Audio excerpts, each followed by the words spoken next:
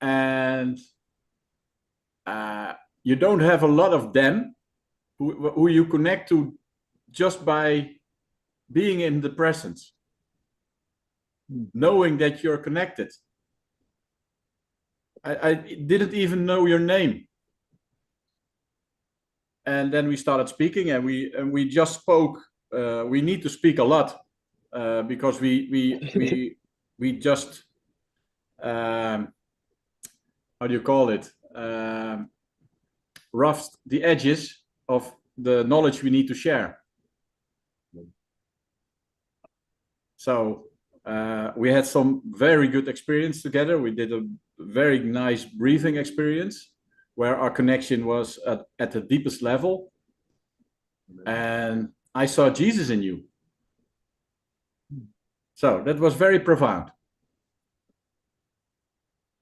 So I'm very, very, very excited to see where this road is getting us. Amen. Oh, wow. What a beautiful. Where are you calling from, Ronald? I'm come from the Netherlands, and I'm now at the moment in Palm Beach. He's getting ready for business mastery. So yes. So we are setting a strategy of how to get business mastery so that we can get everybody together, so that we can work together and show Tony, because Tony talks about how we play the game at business mastery is how we play the game in life. And so Ronald and I were talking about how we can integrate what we're doing in the real world, which is always the real world, of course, for everybody, but some people don't think it's, some people have that misconception. So we wanted to integrate, but I wanted him to come on the call today so that he also meets the wisdom that's been surrounding me for, long time, whether it's in business or behind the scenes or everything like this. So I think it'd be important, Sagitas, for you to share the depth of our connection, because it's exactly the same connection that Ronald has, and it's same thing with Jason, because we have such deep connections here. So like this is like a super deep group of brothers that we're all on a mission. So I would love it if you guys are okay with sharing a little bit about, because then Ronald will really feel the fitting in as well, if that's okay, fellas. Yeah, so I can jump on, Ronald. It's the same story, and it's been maybe 4 years ago.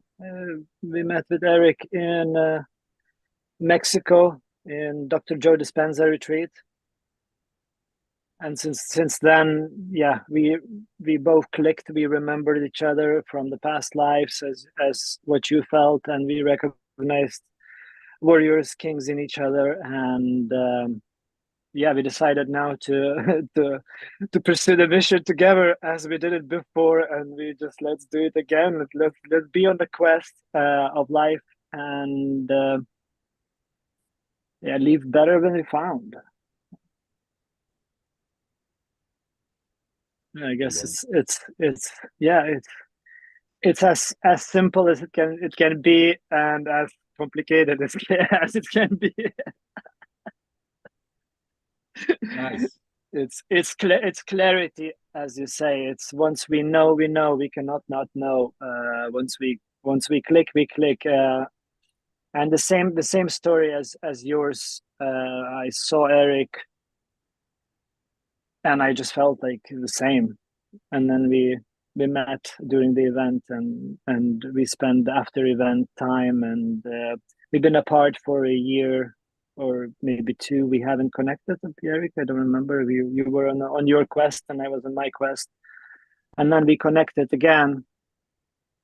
And then we went to Bitcoin at Madeira together after that period of time, not speaking, not engaging.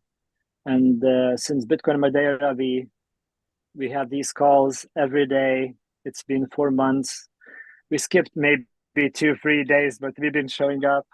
We've been hosting many people and pursuing mission and clarifying for ourselves what are we doing here, where are we going, and pulling different communities, as I mentioned earlier for Jason, Burning Man, Bitcoin, Dr. Joe Dispenza, Tony Robbins, like uniting everything for all for greater purpose. And so we would all can capture the people after these kind of events, I would say. So we have tools, we have a vehicle, we walk the path. We've been through those events and explored ourselves, and now we cultivating the ground so people don't have to go retreat back to the marketing. People don't have to go again to bullshit of like, so people can continue follow their hearts and feel safe and feel grounded after experiencing something like events you met too. Well, Nice. yeah. And I want to say, how do you pronounce your name? Sigitas.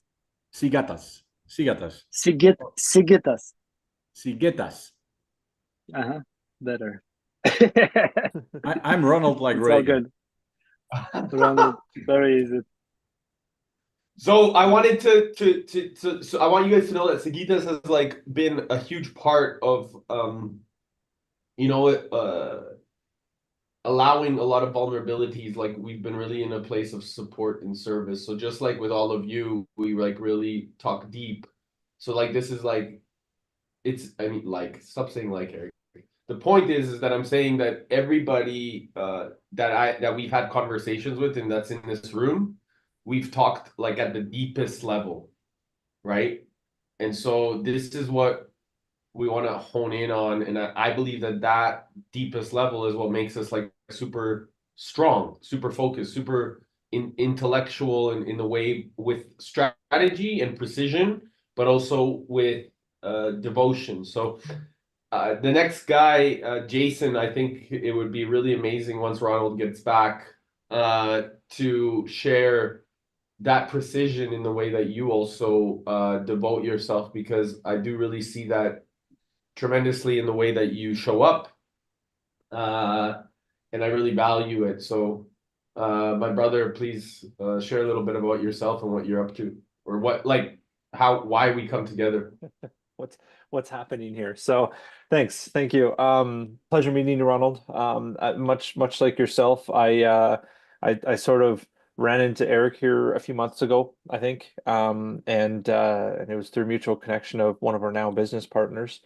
And it was kind of a wild ride. It was coming from a place of learning for me.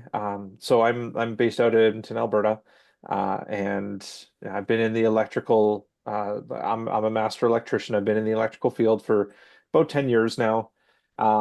Policies, process, procedures, systems. That's what gets me going in a day. I love precision. I love action. I love task items.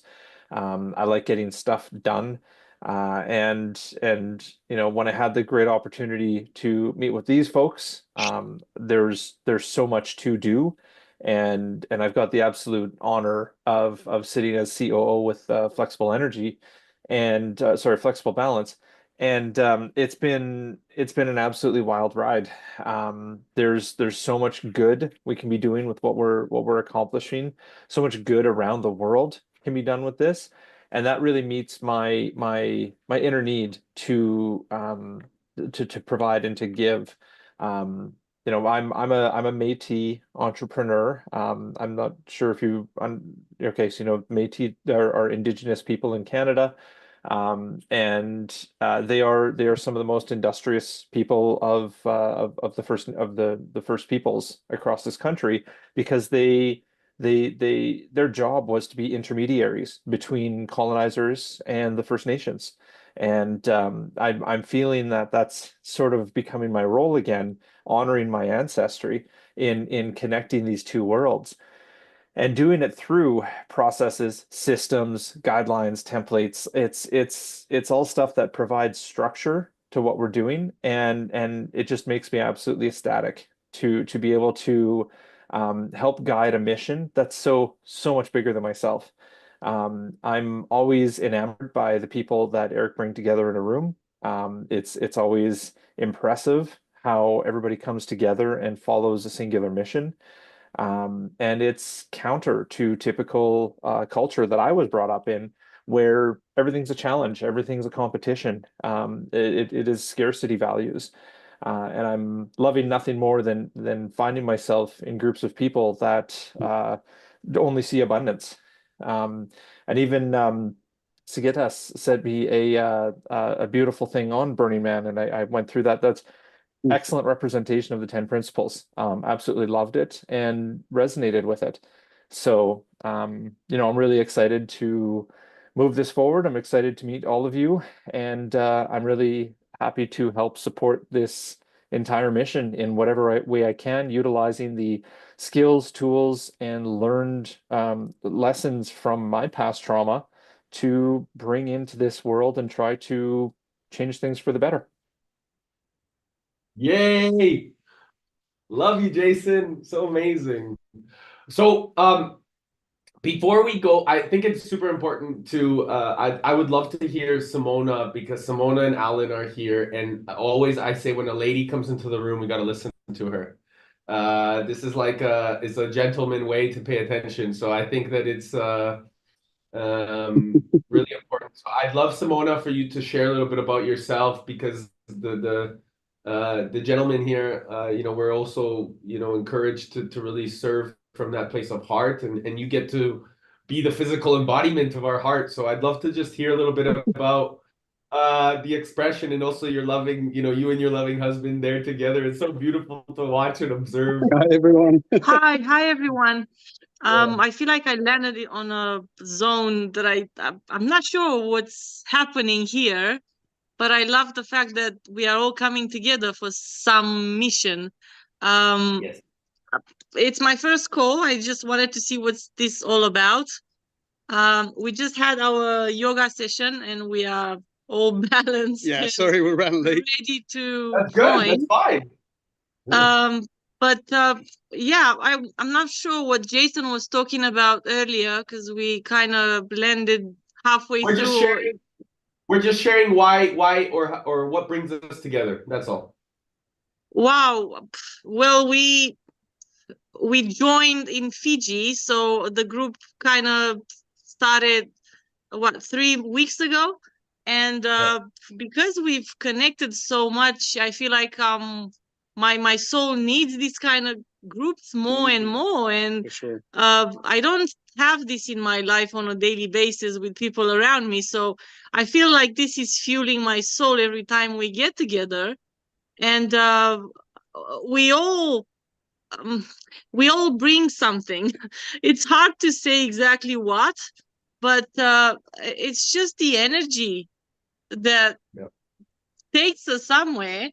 And I'm just pumped. I feel like I'm doing so much through the day, and then I still have energy for this and for my mission and for my goals. And I've signed up for this freaking AI software that I want to learn, and I've been pouring all my energy and mind to it, and I'm learning so much, and I can't recognize myself to what I was a month ago.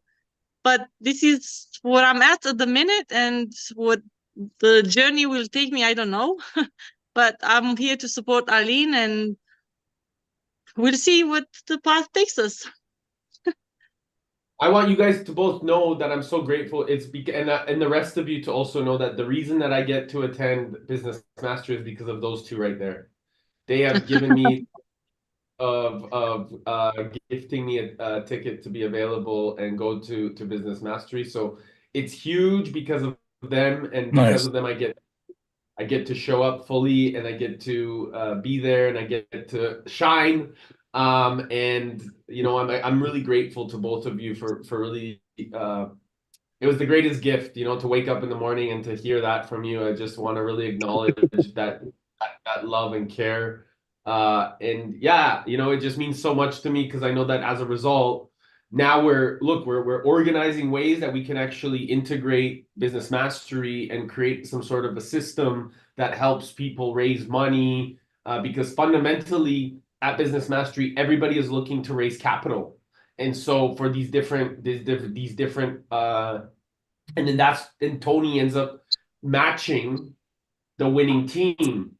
And so this is where it's like I was thinking, how can we actually integrate a responsible role in helping the whole come together by raising capital and supporting them in raising capital in a systemized process that gets them to all be as one team. And then by showing Tony, hey, we're able to do this as a team, and that we can raise it as a team, or the bars as a team, and maybe there's a better way, we can then as a result show that we are also operating that way outside of Business Mastery. And that's the magic here, is because Tony always talks about at these events, I mean, the way we play at Business Mastery is the way that we play life. And so, immediately as soon as you guys got me the information of the thing, I was like, okay, figuring out like processes of how can we show that the team as a whole, because this is how we want to operate. We want to operate like this.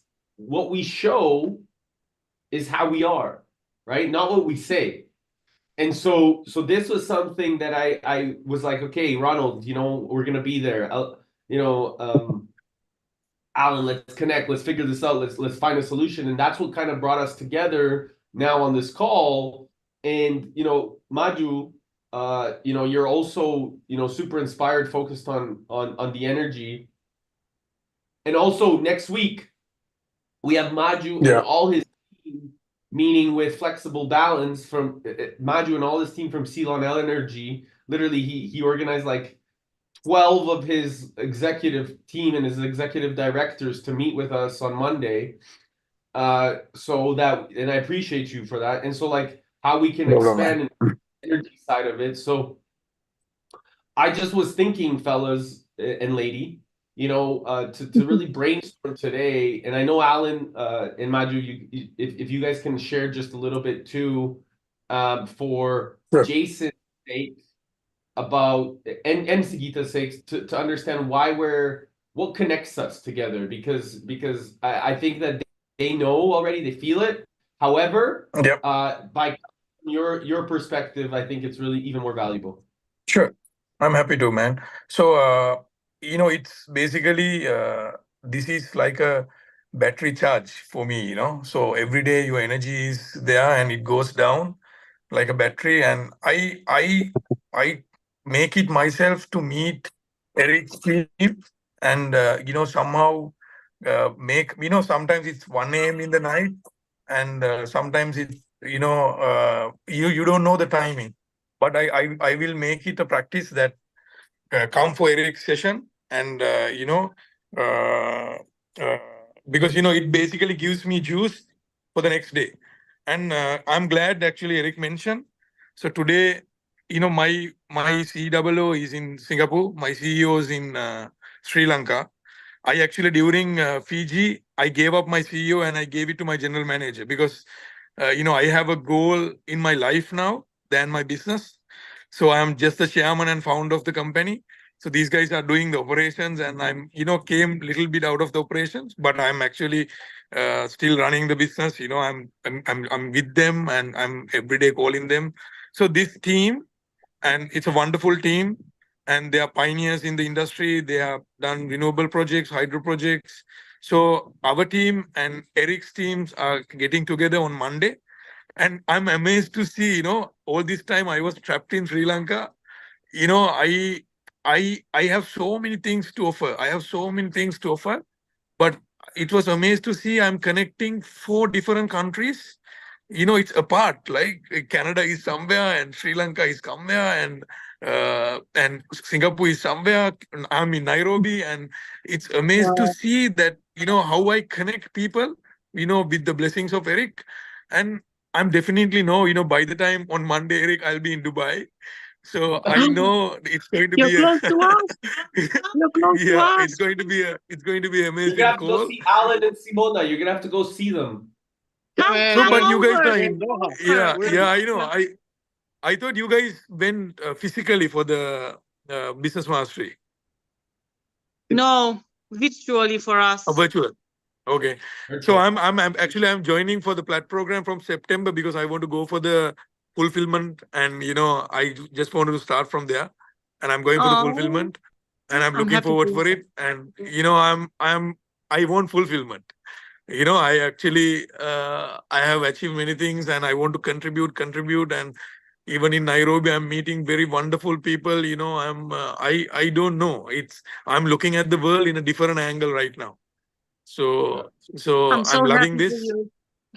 and again, last, I think Monday or Sunday, we had a nice call with Sidigats, and there was another two ladies, and I have another concept, and I am putting it together. Hopefully, we can have that call also next week. It's going to be a visionary thing, and I want to do good to the society, to the world, in a different perspective in robotics and AI. And I am very happy. I feel like I have done that. It's the first time I feel like when connecting, when how they help, how they offer help, I feel like I have done that. So it's a journey again, and I'm happy. If any one of you can also come and listen and contribute for any of the meetings, it's more than welcome. And thanks, Eric, once again. And you actually have given me a different perspective from the moment that I met you, from the moment I met you in Fiji. So I really love you guys, and let's take it to the next level, huh?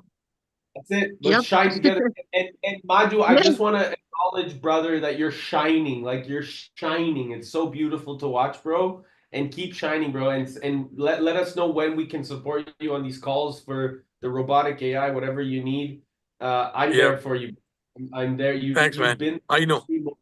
and you're like super supportive with your energy business and the team and things like this, dude. So whatever I can do to help you, man, and fulfillment, you're gonna love it. Like there's nothing better than being on these fulfillment or these like spiritual events, because Yeah. people are taking it so seriously and they take it so truthfully, and Tony really guides it to the layer of depth that that we all take even more responsibility. So this is the great thing that we have with Tony I'm looking forward.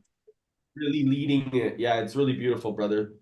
And just one more tip. I'm not going to take much time. Another thing that I'm experienced every day, I have a call with one of the Fiji family.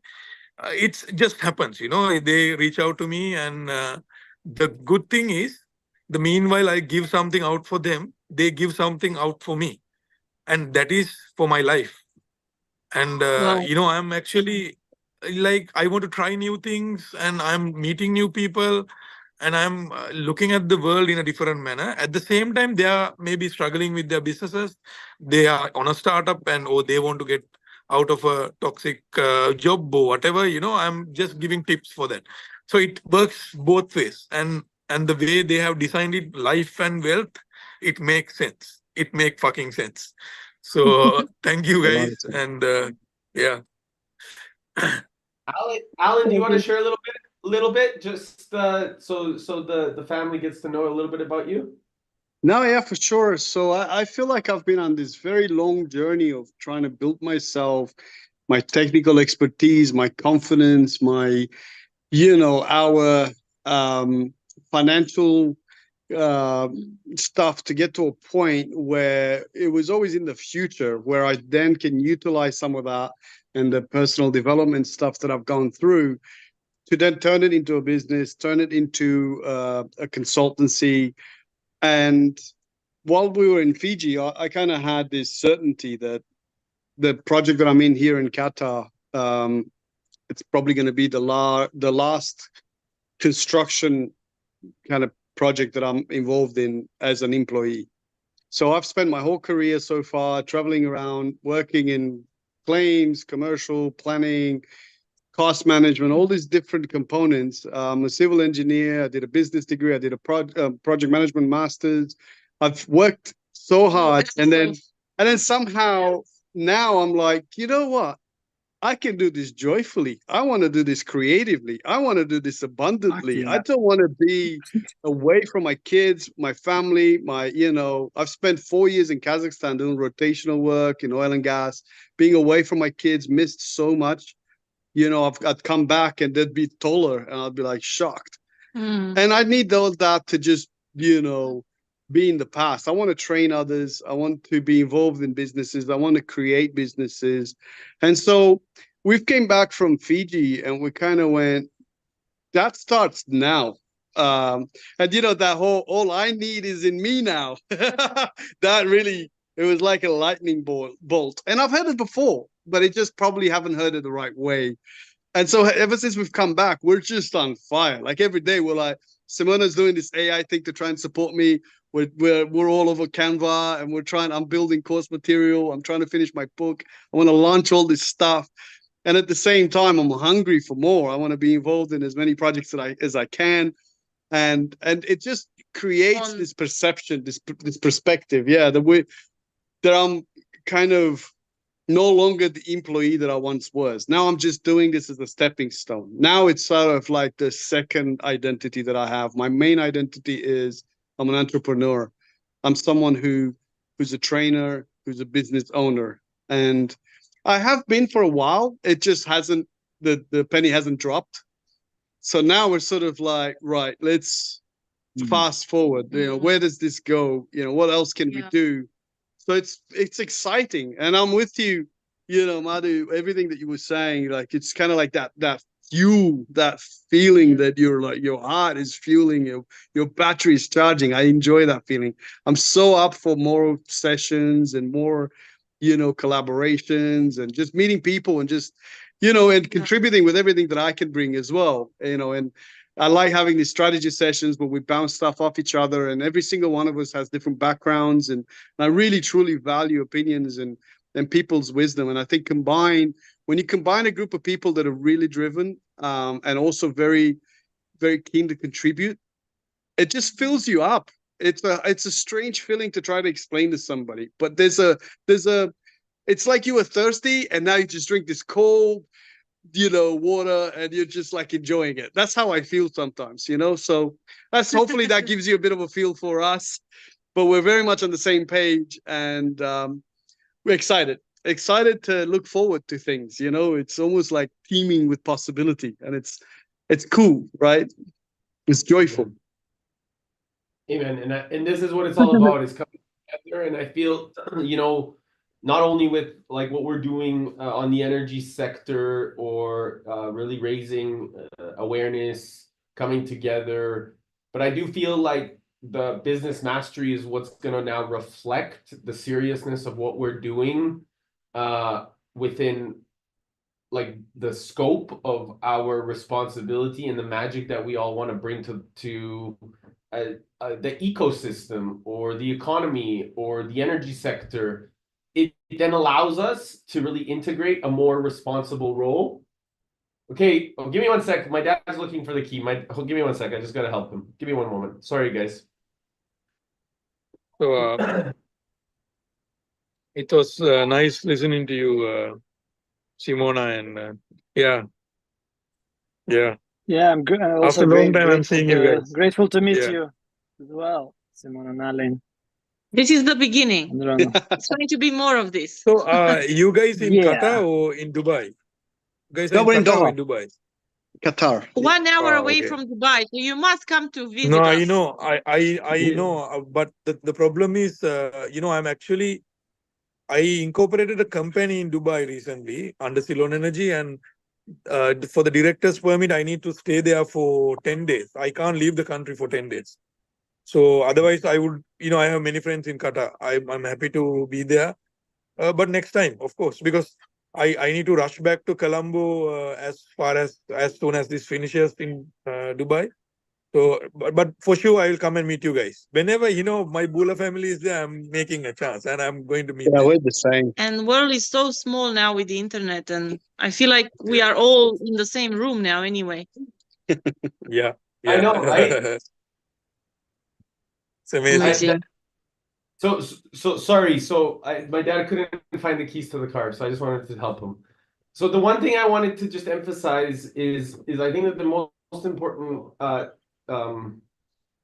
of this is then figuring out a way or a plan, because Ronald's going to be at Business Mastery. We're all going to be at Business Mastery online. I mean, some of us are going to be at Business Mastery online, but then we can also utilize some of the resources and resourcefulness of, you know, a team effort to then help integrate. And so I was thinking in a way that how we can actually amplify business mastery, because oftentimes great businesses, great momentum, great change, great transference of knowledge, of abundance of momentum happens after business mastery by the things that we do inside of business mastery, right? Because it becomes a huge quantum leap, right?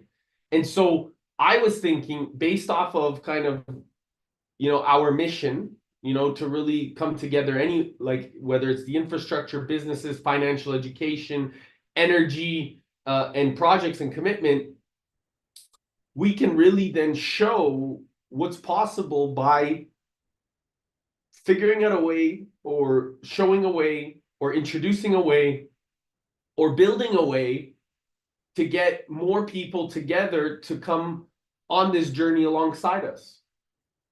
And so fundamentally, what in the past, be going to Business Mastery, again, I've heard a lot of people, and like Michelle, who was the one that gifted me the opportunity to, she's one of the Lions, gave me the opportunity to go to Fiji. She is she's always either, you know, leading or focused or whatever in business mastery, and she's kind of like one of these leading master leaders. And she's like, Eric, you know, like, maybe you should focus on leading the teams, or the team, or figuring out a way to bring a team together, because I told her this idea of like raising capital for the whole, or how can we combine the whole. And then I was thinking, and again, this is just me thinking, observing, you guys can stop me or bring different ideas, but this was just me like figuring out a way. And I was like, well, we're really wanting to, outside of business mastery, raise for a bunch of projects as well, right? So if we build a process or a template or an opportunity to then build for a bunch of like nonprofits that are happening for teams inside of business mastery, and we have a very clear way that these nonprofits can be sustainable or clear. And again, you guys can tell me if I'm thinking outside of the box way too big, so it's okay.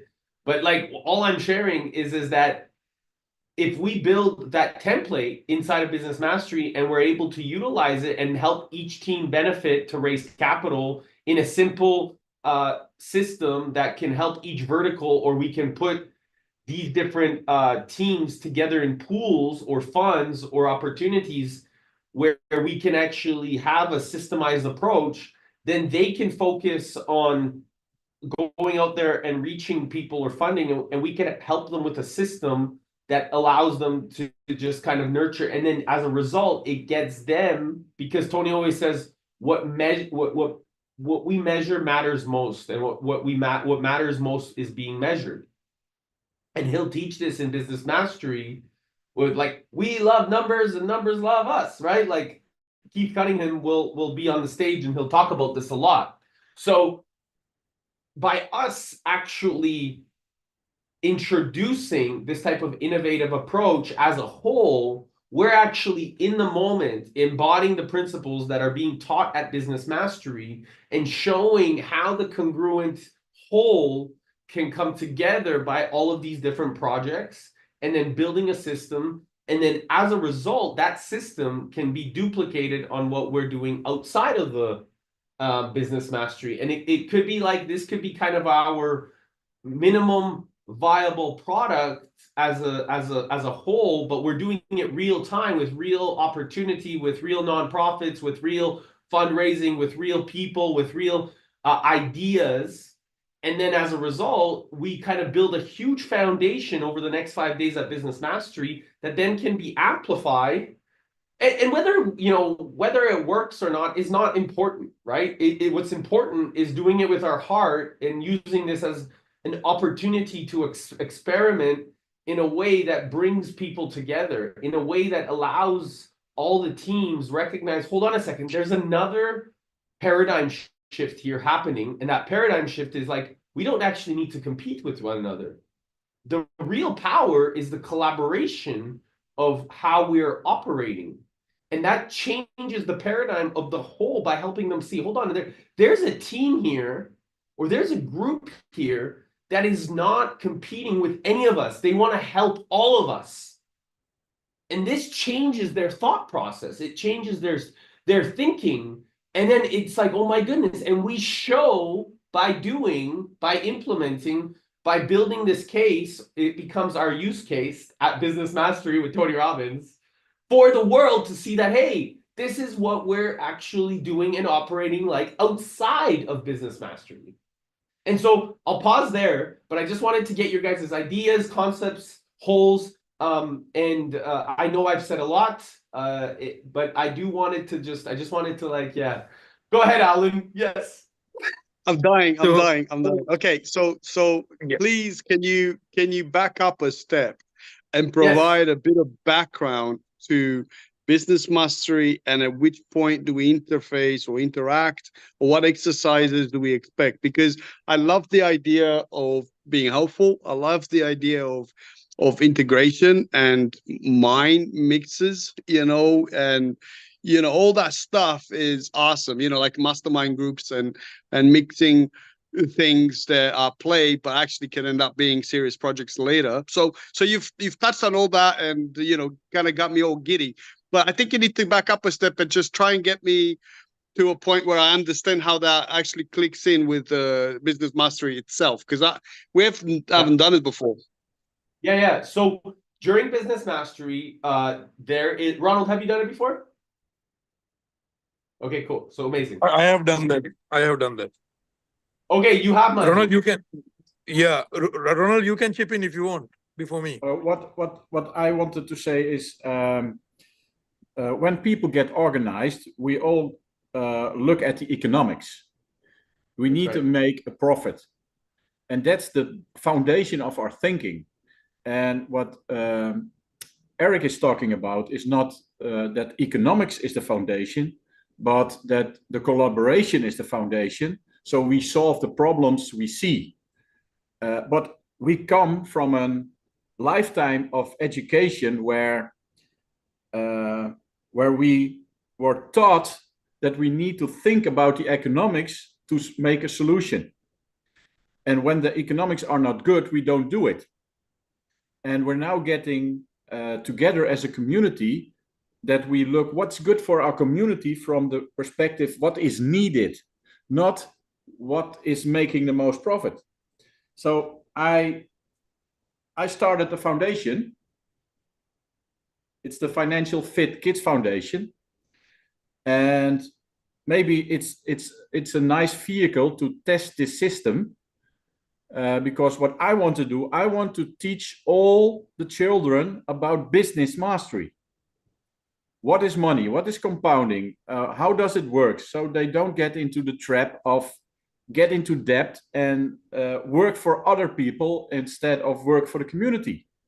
So I would like to find an opportunity at Business Mastery to put that into the world from the contribution and the collaboration side, not the economic side, because I'm very good educated at the economic side. I have 3 masters, 1 in international tax. I'm a CPA. I know that.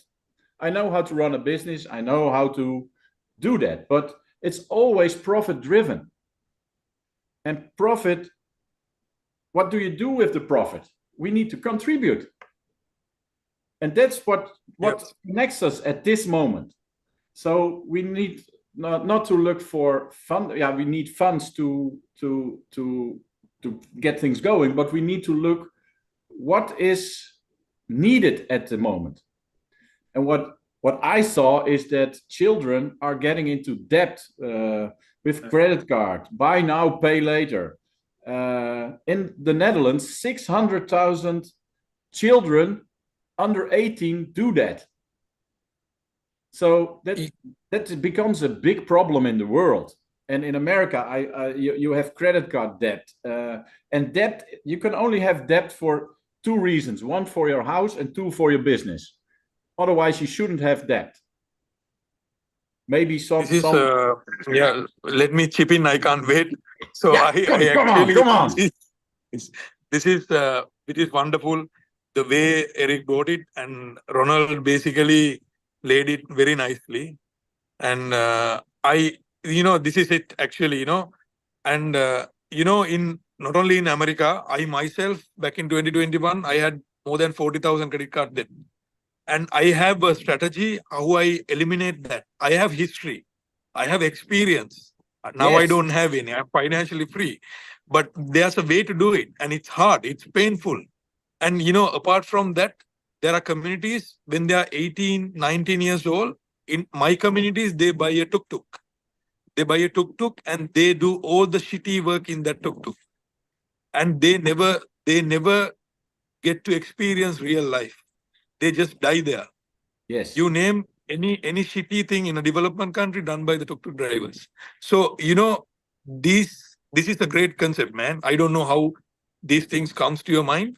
So I would like to contribute, whoever, come up with something, we can actually, this is my belief. I'm a startup guy. I keep on making startups. And when my companies are running automatic, I don't have anything to do there. I just hate it, because there are COO, CEOs, whoever, they are running the game. And I want to start something. And so we have to start somewhere. That's it. Maybe it will work. Maybe it will not work. That's fine. That's part and parcel of business, part and parcel of any concept. And as you correctly said, Ronald, there's economics and there's a way to run it. So we have to drive it for a better contribution. That's it. Yeah, you need the economics to... Because we are not going to, even we make $1 billion, we can't die. When we die, we can't use that, right? In the heaven or hell. We can't use it, right? The last ride has no pockets. Yeah. So I'm happy. I'm happy that I'm glad that I came for this meeting, and I'm not in the business mastery this time, but I have been to I know what you guys are talking about. And because of business mastery, I'm here. Actually, I went to a business mastery when it's a long story. When I had nothing, I actually just paid my the fees, and I agree on an installment payment, and I couldn't pay the installment payment. Then I decided somehow I'm going to gather money and pay for the business mastery, and I went for it. And this changed me. And I'm amazed. When Gina gave us this the sheets, Excel sheets. My sheets, it was congratulations. I felt like, after 3 years, I have achieved so many things, and I'm happy to contribute. And I will give my full. Thanks, guys. So I want to just touch on the business mastery component, because just so to answer your question, Alan, and I think that this is super important, especially the fact that there's ideas already being circulated with the Financially Fit Foundation. I don't think it needs to be actually just kids. It could be all. And it's just a start. It's just a start. Right. So, but what I'm saying is that like with business mastery, what happens, Alan and Simona, is that we break off into teams, and these teams are then created to come together to create some sort of meaningful, because the teaching is how you play a game and how you compete in a game is how you will play life. And so the context that's created at Business Mastery, in the past, from my hallucination, was really made on competing. I would compete with all these other teams, right? So this competition actually became an official competition. And that's how I recognized actually how I would operate in life. And so I realized that, hold on a second, there's another way that we can do this. There's a collaboration, right? because Tony does talk about like compete to be like, it's a good thing because it raises your standards, which is not a bad thing. And I also think that with that, we can actually learn to work together in a harmonious capacity to then move together towards a shared purpose. So it actually can create even more momentum when we're in collaboration. And so in the past, again, at Business Mastery, I would compete like, hey, we're better, we're gonna make better, we're gonna win, right? Like, and not recognizing that the equal sum of each part is actually greater than the whole. So as a result, the whole will be even more beneficial if we come together. So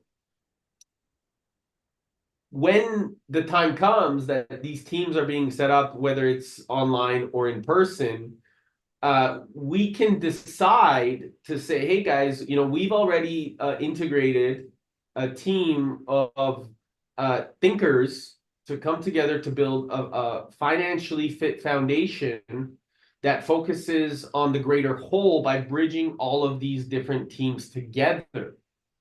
And so what it is, what's happening in here is it changes the levels of consciousness. So what it means is that as a whole, we are actually then bridging a levels of consciousness. Go ahead, Madhu. See you later, brother. We stay in touch. See you guys. I'm really sorry, but I love the concept. See you guys. Ciao. So what we can do is, like, I don't know if you guys have ever heard Tony talk about the different levels of consciousness and the states of consciousness. So what it does is we get to actually show that we are part of the state of consciousness of awakened souls that are actually looking to bridge different perspectives together. Not by, because, I mean, you got to meet people where they're at, right? So by being curious about what the teams are doing, by being curious about what their needs are, not making it about the financially fit foundation, but as a result of being curious about what each other map of the world is looking to achieve, we could then, as a result, find ways to bring them together through the financially fit foundation.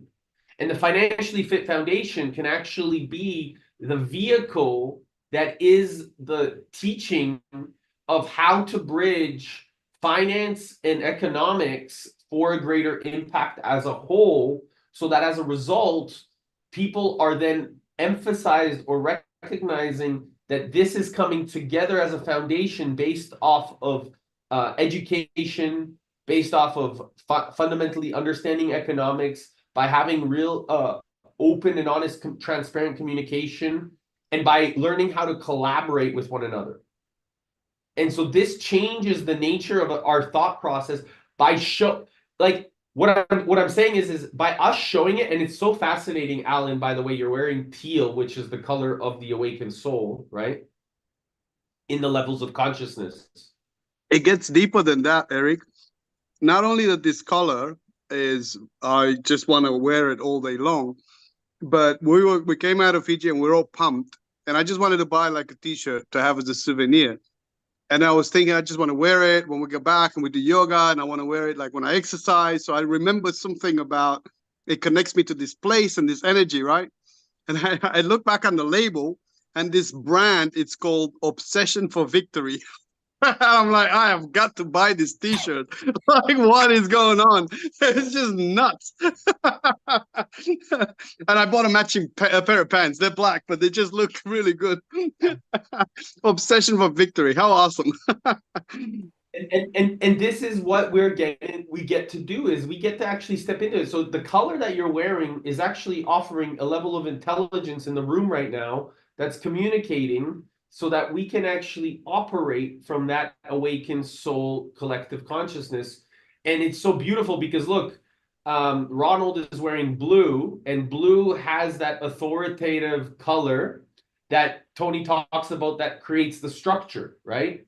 So he just gave us the opportunity with the financially fit foundation to be the structure of using this emphasis to really bring it together. So the communication is very evident for me. And then we had Madhu wearing orange, which is the very like achiever.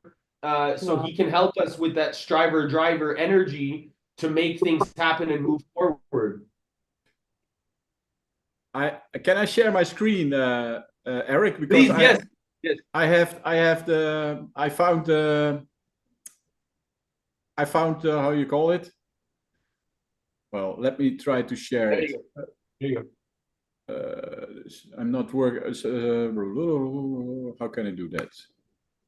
At the bottom, you go share. The green button. Yeah. Yeah, there it is. This.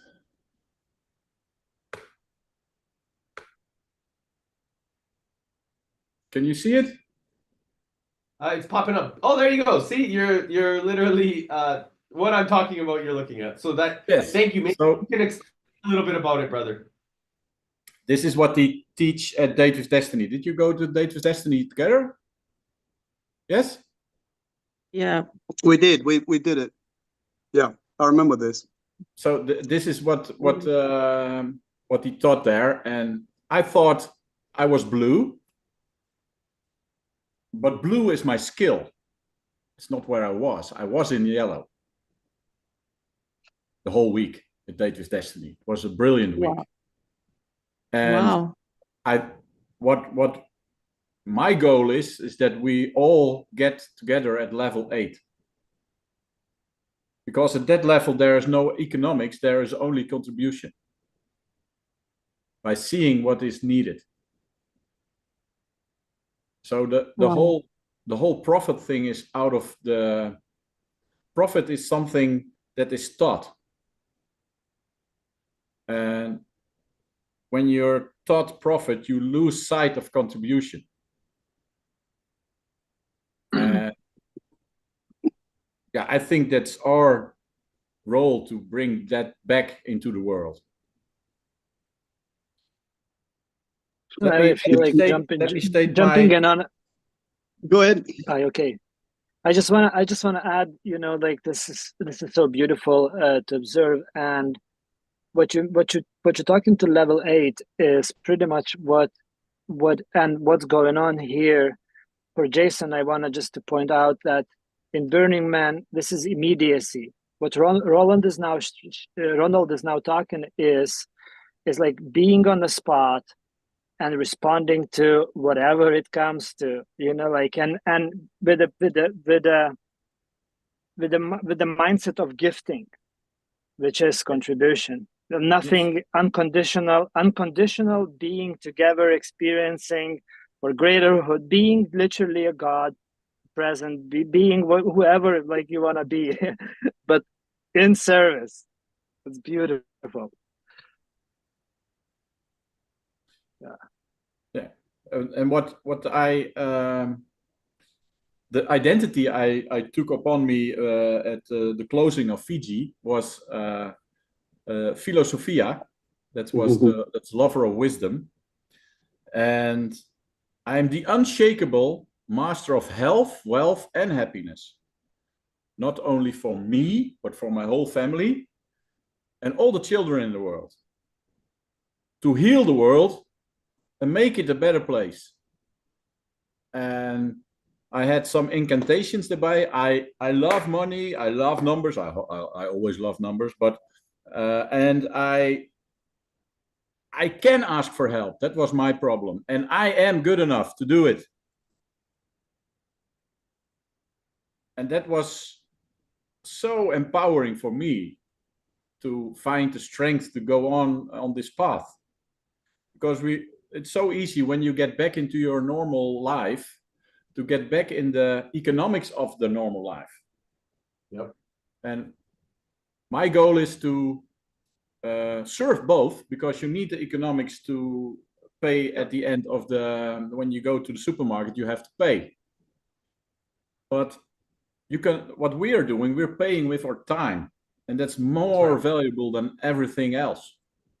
And as a result, the economics come by serving first That is the golden rule. Do unto others as you would like to have done unto yourself. This is what Napoleon Hill, Henry Ford, Andrew Carnegie, a lot of the greats have started out as, right? And then some of the concepts have been diminished, but the focal point has always been about give more than you ever expect to receive. This is what they call, Napoleon Hill actually specifies this as the divine economy. Okay, in his book Laws of Success. We have to lose the transaction idea. That's right. It's not a transaction. Right. It's giving is giving. It's not a transaction. A transaction, you expect something back. But when you give, you get it back, but always in another way, because the Lord works in mysterious ways. Exactly.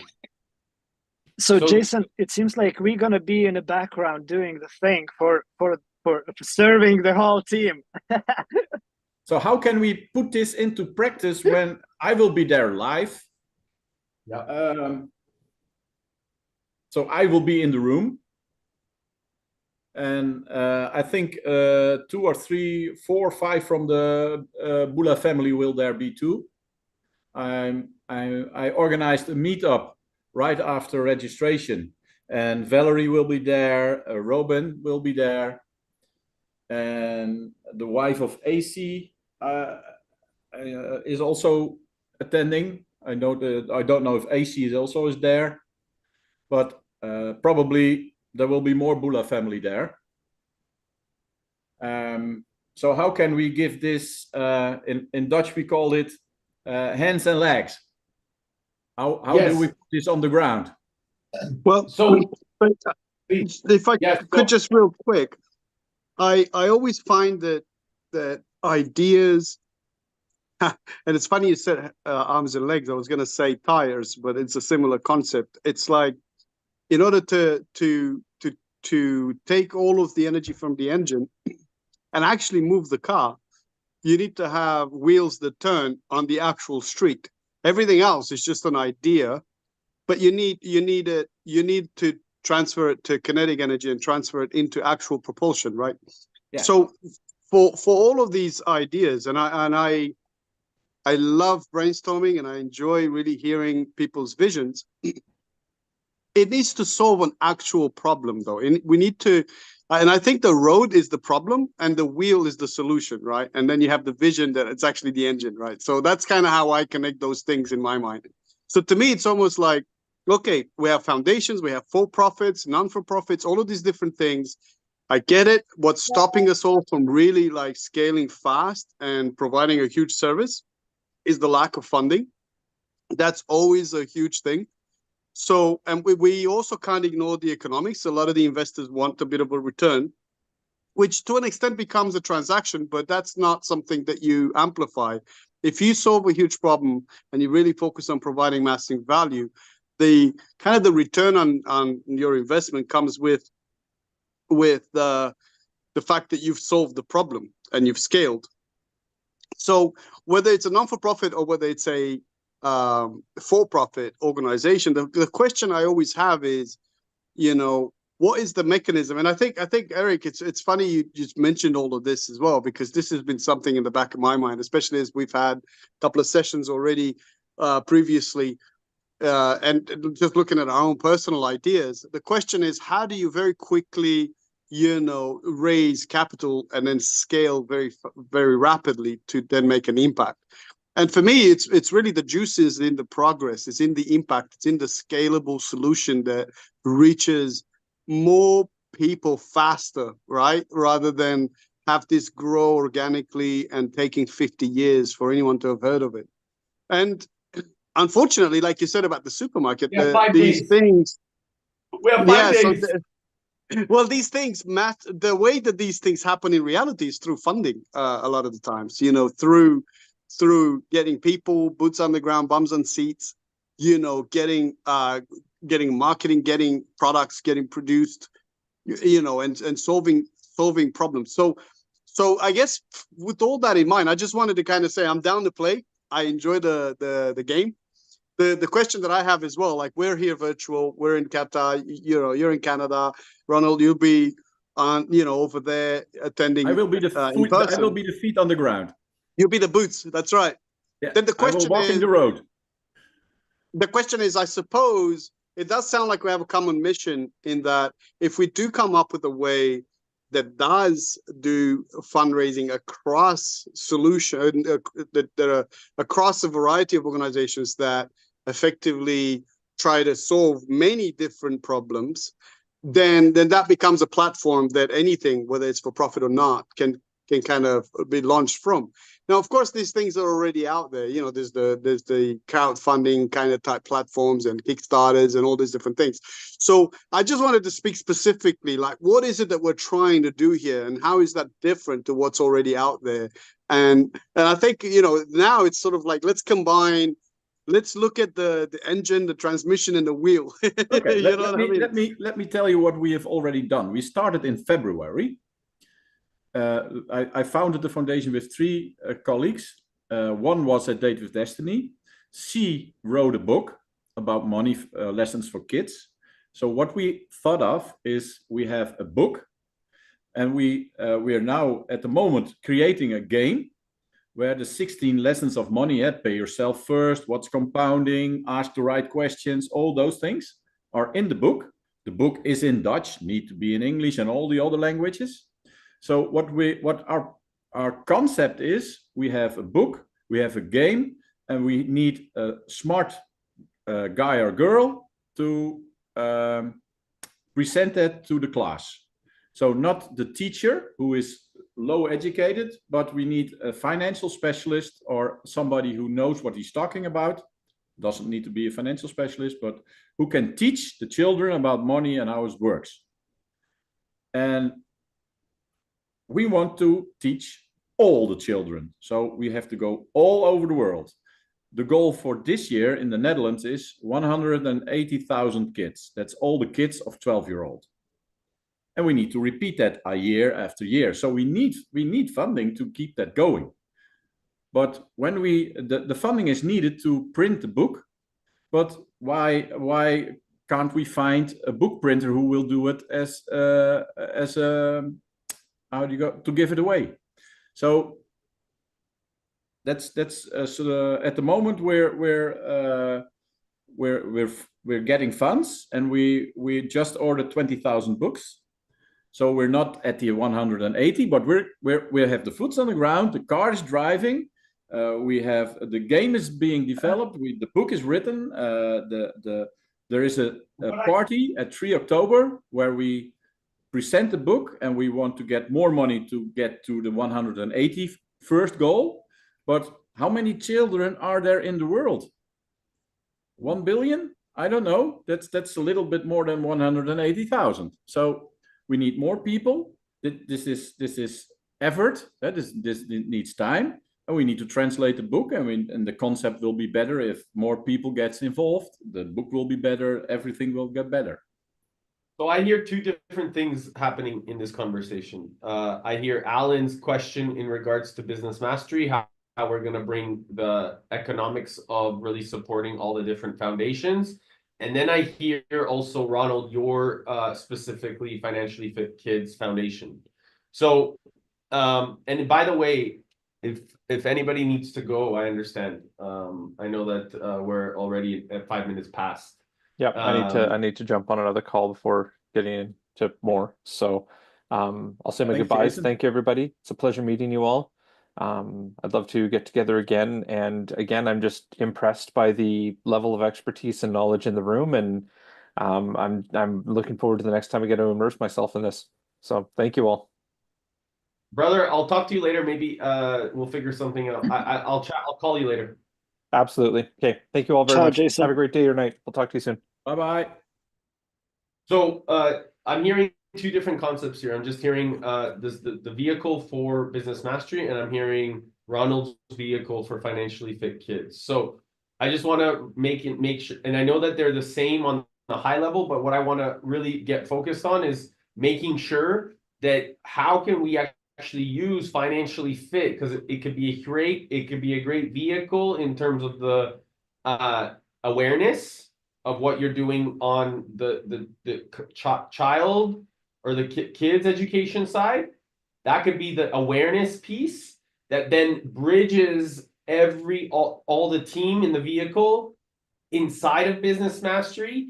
And so what I wanted to just acknowledge here, Alan, with regards to the emphasis of, even though that we're like we're not on the ground, we're actually like, this is what makes it so powerful, because we're communicating with so many different people. And by Alan having the meetings with the teams, or emphasizing or recruiting, or sorry, Ronald by being there and emphasizing recruiting and being there and saying, hey, we're building opportunity where we can actually raise funds for the whole rather than one team at a time. And this is the concept of financially fit. What we're doing originally outside of Business Mastery is we educate children, but here we're implementing that education to talk to the usefulness within all of us so we can play together. And so this becomes now an awareness piece of financially fit, the education side and the awareness piece. But now it's like, okay, now where does the rubber hit the road, right?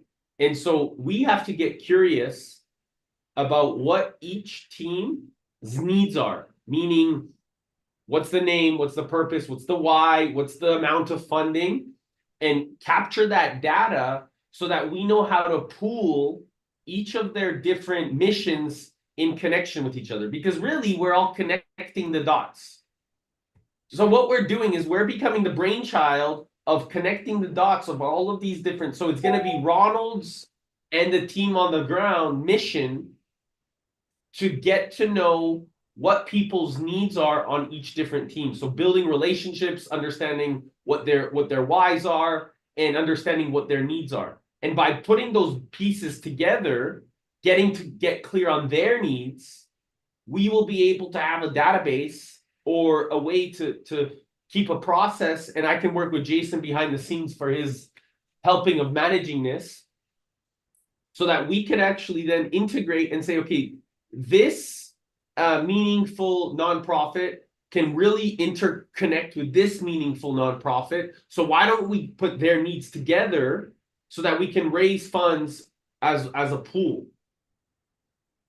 Do you see what I'm saying? So the uniqueness of what we're doing here, Alan, is that we're actually connecting the dots in a meaningful way so that people are not double spending, double resourcing. They don't need to, instead, we're creating resource sharing opportunity where they could take care of each other because they're actually curious enough about what each operation's needs are and what their why is and why it moves together on the greater whole. So let me know if that's clear or if that's totally fucking like, am I not being clear at all?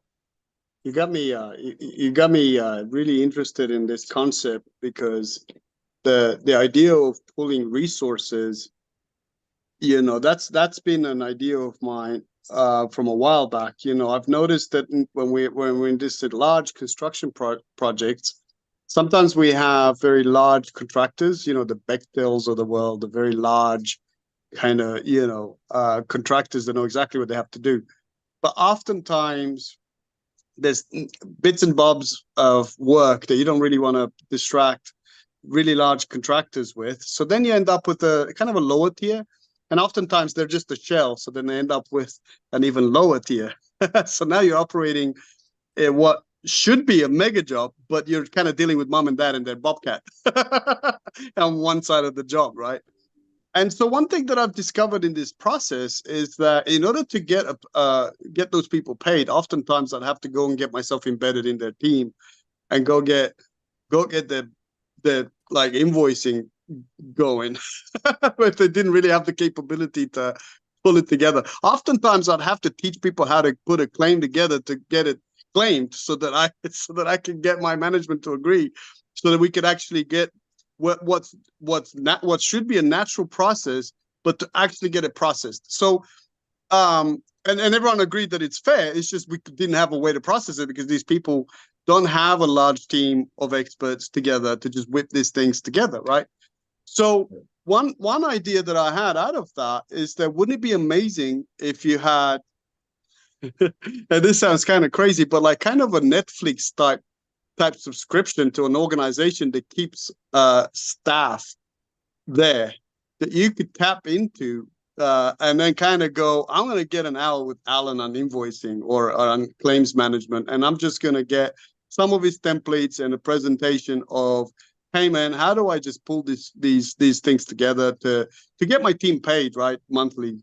Because I've got this job and I haven't got $100,000 a year or even $50,000 a year to just get a junior costy or a junior planner or a junior contracts person to write some letters for me. So there's a lot of business acumen and a lot of business kind of expertise and in construction, but also other industries that if companies had access to, they could scale very rapidly. And this is a vision that isn't necessarily sort of an economical vision, but it's a scalable vision. Imagine if a non-for-profit also had that membership, and then suddenly they could tap in, and for-profit organizations and all those things. And imagine investors investing in that, and that thing growing very fast because it has all these different services that it could pull with layers of complexity and potentially more and more memberships. It's like OneDrive, where you have, you pay $3, you got 50 gig, but then now now you need a terabyte, so we're gonna charge you $20 or whatever, right? Yeah. So this is just integrating what you were saying, connecting the dots. I'm really interested in seeing like, how do we scale so many things that humanity can't do right now? Because say for instance, our Simona's brother, right? He's married a chemical PhD, chemical engineer. She's got a lot of ideas. She could develop a lot of cures, a lot of tablets, a lot of different things. But she's a mom of two, and she works for a lab, and she just does a 9 to 5. Because how do we get that person to start a business and come up with the production and you know what I mean? Like, there's so much stuff that people can do. If let's say their center office didn't have to be a center office, didn't have to be a receptionist, a costy, a contract person, etc. So I'm rambling, but it's sort of just to steer the conversation a little bit. Just to steer the conversation a little bit in that you were saying about connecting the dots meaningfully. What I seem to have kind of come up with as an idea is that the reason a lot of these small businesses fail and a lot of the startups can't grow, it's because you need revenue to scale and employ people, but you can't employ people to scale, but you can't do all the things you need to do in order to do the things that you need to do. Do you know what I mean? Like, so it becomes like a Mission Impossible catch-22, whereas you haven't got enough people to grow, but you need to grow to sustain yourself and scale. So then you die, right? Like, so, and there's the business statistics are frightening. 95% of them die within the first year. And these are people that have poured their life's earnings and savings and their heart and soul into it, and they just go under. 5 years later, the 5% that were left, I think is something like maybe 1% of those are still around, but they're not necessarily profitable. And the reason is because the game is a little bit rigged. There's too many taxes, the wages are too high, the services are too expensive, and it's so difficult to get something that's so highly profitable that you then have enough to distribute across all these different services that you need to then grow. So it's a prohibitable kind of process in that scalability. Whether you're a non-for-profit or for-profit, you just haven't got enough teeth initially to get off the ground. So it becomes, and no one's really talking about this, but that's where the kind of the engine transmission goes into the wheel and into the street. You see what I'm trying to say? You've got this grand vision, but how do you get it into a propulsion system, right? Like, how do you get it into a mechanics that actually pulls you forward? And for me, I think it has to be a collective. This whole idea was like when I was a boy, and I was born in Romania, and of course I grew up in Australia and did all those education, all that stuff in Australia. But when I was a kid in Romania and we went to the country, like let's say I had some corn and my corn got ripe faster than like your corn. Do you know the whole village would just come and get my corn just to my house? And they would just like prepare it together. They would sing, they would tell stories, and it would be this beautiful. And then they all just kind of cook the dinner afterwards, and there was like dancing and joyful. And so my stuff just got done by the whole village. And then we'd just go to your stuff because your corn, it's a slightly different angle. The sun hit it differently. So it's maybe 2 days later than mine. but now we're just going to take care of your business. And guess what? I didn't have to pay the village, and you didn't have to pay the village, and you've got your corn and I've got my corn, and we're all just good, right?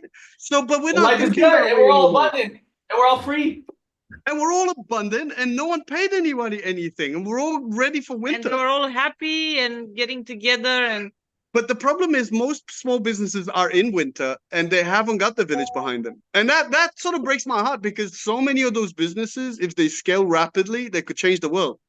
But we're not changing the world. We're letting them die. So how do we integrate this with some of the things that you guys were talking about? So here's the thing is what I'm noticing, or what I'm hearing is, I have an idea, because like this is the old paradigm, right? Ego and pride will compete, spirit and purpose will collaborate, right? So we are here to emphasize at Business Mastery that Financially Fit Foundation is focused on spirit and collaboration, purpose and spirit, to really educate the whole, that we can come together. So in the kids part of it, brother, is going to be the awareness side of it, but like what I imagine, and if this is okay with you, Ronald, right? This has to be okay. I think that as a result of us showing that what we're doing is bringing the youthfulness in all of us, the joy and the weirdness and the curiosity of that youthfulness within us, we're showing that we're being kids playing together on the playground. And then as a result, that's the awareness piece of how we're going to, as a result, succeed inside of Business Mastery and bringing this team together, this collaborative effort together. That will be the infrastructure that we can then build on Financially Fit Kids Foundation outside and after Business Mastery. So by building this infrastructure now and really educating, my hallucination is this. And I know I have to run, but like I want to just share this before we go, and then we can all think about it. I'll throw us in a WhatsApp chat all together so we can continue this conversation. But I'm thinking this, and Alan, you bring up some really integral points that are really focused around the key components of moving in terms of togetherness, and the piece that I heard is that if we can focus on understanding that each person and what their needs are, then we can actually bridge the gap into making sure that we're able to have the right resources for fulfilling their needs. So there's two-prong approach here. Is like we need to know what each team will need, and then as a result be resourceful enough to find those needs. We know ultimately it will be capital, right? Ultimately it will be capital that they'll all be seeking. However, it will be the refinement, I believe, in this process of building that templated system so that we can actually plug into each of the teams. And we could have a process, delivery mechanism, and a unique methodology that's acknowledged to the way that we do it, that sets us about different than everyone else. However, it's about making sure, I believe that if we scope far enough out, it's really about generating capital for fundraising and building a system that gives them the scalability in a simple way to make it happen. And by merging that with all of, like, if you have 100,000 people on the contract level where you're managing their numbers, or if you have 100 nonprofits that you're managing their numbers and cost management, then we can probably, I imagine, my hallucination, I don't know because you're the one that knows this better, is that we could probably duplicate that system in a very simple way that people are like, oh my goodness. And then as a result, we could help them or speak with or communicate with the investors saying, hey, we're doing this for Business Mastery for the greater whole. This is what these 100 teams need. Can you guys fund all of these 100 teams because of the greater whole and how we're able to do that? And so that gives us the opportunity to approach any major investor that's not even at Business Mastery. But say, hey, look at what we've built. More efficient. Look at what we've built for the whole of Business Mastery. This is going to help the whole. Do you want to be involved? We could create a huge breaking point for the whole of Business Mastery and all the teams in Business Mastery, because you're investing into this and this is going to benefit you. You're going to create a massive level of awareness. It's financially fit. It talks about economics, and on the end of the awareness side of it, it becomes for the kids anyways. Something I just wanted to drop in. Think about it, process it. I know it's big. I know it's like we're grounding it into intelligence right now with all of your awarenesses. And I'm going to capture us into a WhatsApp group so that we could continue this conversation. Yeah. I love you. Alan, do you have more time? I have time. We've got the kids are coming back in 10 minutes. We've allocated till about past, but we've got a bit more time if you wanted to stay on. Yeah, I don't know if I'm just taking the host. I'm making you host, Ronald, so you guys can all stay on with Sigitas, and I'm gonna run. Perfect. I love you all Amazing so guy. much. Thanks. Ciao, brother. Bye bye. So, well, I loved the way you visualize the thing with the car. So, because every component is and the ultimate thing what we want is a platform like Lego. You plug the things you need and you build your car, and when you start you need a small car, and when you get bigger you need a bigger car, and it's all coming from the same source. And so you don't need to reinvent things what everybody That's so true. always 100 times overthink about. So exactly. I love your idea to do that as a platform, or to only have the thought once and the solution once. That's the goal. That's right. And imagine if you pull in, because this is the other thing, like Netflix doesn't have to get you on the phone and go put in an order, kind of like a McDonald's, to cook it specifically for you. It's like a solution that is available, it's bulletproof. It's bulletproof.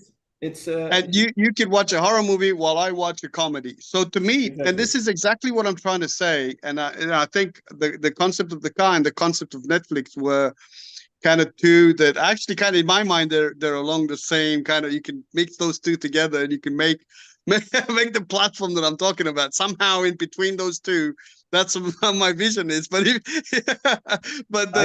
point that I'm making is the point that I'm making is that it's very sad that we're all going through this process of almost discovery, like a Robinson Crusoe, through the jungle, making a path in an uncharted territory. Yet 100 meters away from you, there's another Robinson Crusoe and another, and so on. And we're all just experiencing this holographic experience, but we're all painfully experiencing it singularly, and we're all just failing miserably because we're not tapping into the collective mind. Let me interrupt you. My hallucination is that the transaction model is one of the sources of that, because everybody wants to make the money off of it. So you don't, and it's you don't want to share because you also have to share your profit. It's true. And also your knowledge. So like, for instance, the jobs that I go in, right? I meet a lot of contractors that have been in oil and gas for 40 years, let's say. And they are the kind of guys that are sort of like your commando style contractors. They get into Algeria, they get into South Africa, they get into Russia, and they go in and they do the 2 years. They get the 1,500 or whatever per day. Get the shit done. Get the shit done, and then they move on to the next big job, right? But they don't want to leave capabilities behind. They're not interested in sharing. No. They're like, you want me, you're gonna pay me the big bucks, and I'll come back and sort you out again. if you need me in another job, right? So I went into some of these places and I went, no, I'm going to recruit a bunch of locals and I'm going to teach them. Yeah, the goal is to make yourself so you can go away and the system goes on. Yes, That's and you know what? I have been away, and they've been in touch, and the system has been going on, and these guys have gotten on to better jobs and better, and it made a huge impact on their families, and and I get updates from some of them about the others, and it just fills my heart. Yeah. So, but then that was sort of a, like you say, a paradigm shift versus the old versus the possible, and it occurred to me that these people, these giants of industry in their mind, that they've built so many capabilities, then they get hit by a bus. All that goes away, and humanity has lost another leg of knowledge, Yeah, and it's the knowledge. crazy. We lose a lot of knowledge. One example: in the 60s we put people on the moon. We can't do that. At this day, we can't do that. Did you see how Boeing failed to try and get the shared. astronauts home? That's right. Like, what's going on? We had people on the moon. How are we not able to get them back home from the space shuttle? Oh my God! So can I jump in here? Please, Ronald. You were talking about financial education for kids, and I've been hearing you all this call, and I'm curious. Do you studied inflation, and do you understand inflation and what inflation does? Yes, that's also a topic in the book. Because inflation is the root cause of all what you're talking. Why we lose the knowledge? Why we lose all this? It's like the root cause is inflation. Well, countries are printing money continuously. All of the countries are printing money, debasing their own currency. So we cannot have sustainable business in unsustainable environment. It's just impossible. Whatever we talk, whatever we try to make the vehicle right, we try to plug the correct parts in it. It's not gonna run sustainably because the road is broken. Well, this what you're now calling out is a problem of the road, because we build the road on transaction systems. The transaction system needs profit. The profit needs growth. The growth needs more money, and money needs more inflation. Because why do we need 2% inflation? Why is deflation bad? This would be very good that only 2% inflation. It would be really nothing. But the reality is completely different. It's probably 50% a year. That's because they change the numbers every time the number isn't what they want it to be. Yeah. So they measure it in another way. But that's sorry, there's a lot of validity to that. But I think the question is, which problem do we solve and what value can we add? And to be honest, trying to solve the problem of inflation without education and without capital becomes a bit problematic. So if you wanted to be able to influence inflation, you'd want to be, I don't know who you would have to be. You would have to be someone who's very large and also have a political party, and then try and dictate, to the government what they do in terms of the Reserve Bank. So then it comes back to the same thing. Or choose, like, solution is that we already have, or choose to operate on Bitcoin standard. Crypto, Bitcoin is deflationary. Yeah. We have a very clear rules for 120 years ahead. We know what's gonna be, how it's gonna be. The countries are already plugging in and playing. So why I'm saying, if we're gonna choose whatever we build, we are the full room of geniuses here. If we're gonna step on the road that is fucking destined to erode faster than we can rebuild it, it doesn't matter what kind of car we're gonna have. We need to fly in cars so we don't touch the road. Yeah, that's a very, very good question you ask, is because we now are also looking with our own biases to the problem. And when you want to solve a problem, you need to define it first. And inflation is, you have more types of inflation. The inflation that is produced by printing money, that's the wrong inflation. But there is also good inflation, of deflation. When you make a product for less resources, you can buy it, make it cheaper. That's good. That's good. So there will be always that type of inflation or deflation, because sometimes things get more expensive when they get scarcer. But when you think that scarcity is not the problem anymore, then that problem will also be in the past. But this is a very, very big problem to put in the past, because you need to solve the money problem, and the money problem of Exactly. that there are governments who print money, and then you need to understand how that works, and I find that very difficult to understand. And this is the problem, Ronald. You've been in financial, and you're still scratching your head when you talk about understanding money. Like, well, we I know cannot what money play... is, but what the money creation does is you have to make two separate things. You have to talk about the real economic, the guy who makes something and sells something, or the make-up economics of putting a product in a product in a product in a product in a product, and that's not the product anymore. So what comes now, what Alan was sharing about when you were in the village, when you were contributing to each other, that's what the Bitcoin standard brings back. Because we're not focusing on the money anymore. We're focusing on value for each other. Yes. If you want to define money is on trust-based agreement. That's what money Exactly. is, and it has we don't three want functions. to, like, we don't want to build anything based on trust. No. And we cannot verify the central bank. No. Nobody did verified or how to say, inspect the central bank since the day one. Nobody. So they do whatever they want. We cannot, like, this is the game. Like, if we're gonna continue building whatever on that system, we're gonna lose. Yes, the game is rigged. The road is rigged. So, but that's a very difficult. That's a good point. Problem to address and to make a solution of. But we have a solution, Ronald. It's Bitcoin. I'm telling you, I've been studying Bitcoin for 3.5 years, 4 years now, full time. This is what I do.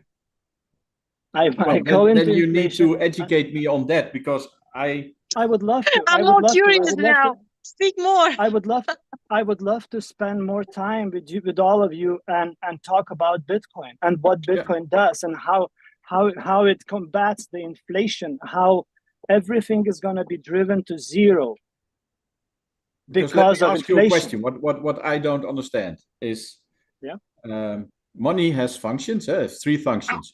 It's what you can trade, you can calculate, store, and you have a temporary store of value. That's the function of money. Oh, your kids are getting home? Yeah, someone has gone to sort them out. I also need to run, but like this is what I would love. Let's go on that WhatsApp chat and throw the call, and then we can go into it. I have a lot of like videos I can pull out. Like we can go and dig together, because this is my passion.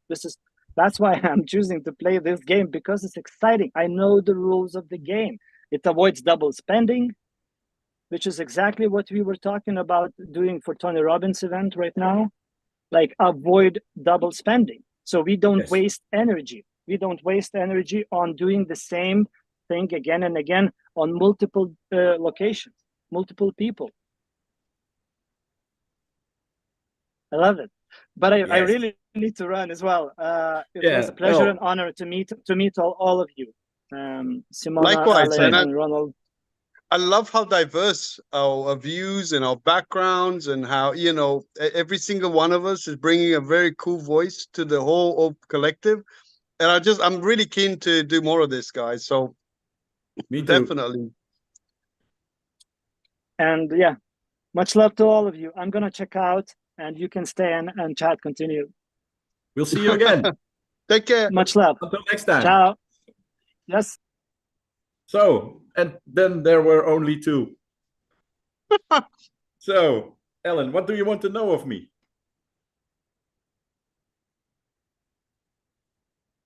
You said 3 masters. That's Yes. impressive. I have 2 degrees and a master's, and that nearly broke me. So how did you get through 3 of them? Well, studying is my hobby, and I study 1 day a week. Nice. My week is 3 days I work in my business. I'm a solopreneur, a chosen solopreneur, and that pays the bills. And 2 days I teach, I learn, and I work on my foundation. Nice. So the first goal for me was to go to finance mastery. I am a finance master. To go there and, well, shall I build a business like an entrepreneur? I am a solopreneur for more than 19 years. So I am that 1% that survives. What? I have a unique skill set. And my unique skill set is I'm a CPA, and I also see the tax. So I've studied tax, I've studied accountancy, and I'm also studied information management. So I connect the dots in those fields, and I give people assurance and peace of mind for the tax part. That's what I do. That's where I earn my living. I teach at the university, and I teach organizational behavior, professional judgment, management accounting, strategic management, stocks and valuation, ethics. They ask, and I do it. Because I like, because when you have to teach it, you need to understand it better. No, I know the feeling. That's exactly right. You can only teach it when you. My goal is always when I teach, I want to then I imagine talking to a 6-year-old. A 6-year-old need to understand what I'm saying. But I teach people of 19, 20, 21 who is in the university. And I like those people because the younger people. So the 12-year-old is a new group for me. Yeah. So I'm very curious if I get past my own judgments in the past about teaching children, because teaching children is a difficult job. It is, but like we have our oldest is about to turn 9, our daughter. Oh, and wow. the youngest is going to turn 7 in February. So they're about 2 and a bit years apart. Yeah. But Alexandra, who's almost 9, already is able to grasp some of these concepts that we've been talking about. And I imagine that 3 years from now, their generation are so open, they've had access to so much material that they're not entirely children anymore. They're early teens. So at that age, they can kind of compute, they can kind of understand. They're at a point where their cup is empty enough to grasp concepts, but it's also not full enough that they don't want to hear about it anymore. Yeah, what my hallucination is that the children process more information, but they don't get more information. Yeah, cognitively, you need to connect the dots for them. Yeah, exactly. We with our experience can connect the dots. That connecting the dots is a skill that is ignored. It's a reserve. It's an hallucination of mine. No, I agree. Like if you think about it through times, this high level cognition of I suppose you could call it wisdom, but it's also detailed cognitive analysis, right? This has always generally been, turned into strategy at the highest level, and it has normally been, the elite. So, but the human mind does that naturally. As we learn simple processes, as you know from information management, we then build higher and higher and more complex, brain structures. So And I think by the age of 12, you're already able to integrate a lot of material if a grown-up kind of helps you navigate it. So Yeah. I'm seeing it in my daughters. I'm seeing it how if I just connect the dots, they just click with it.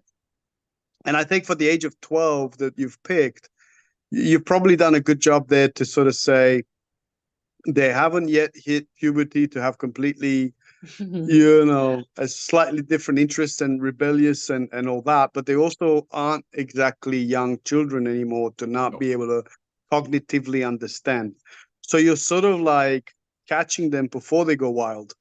The reason why we chose 12 was in the Netherlands. We have the preschooling is until 12.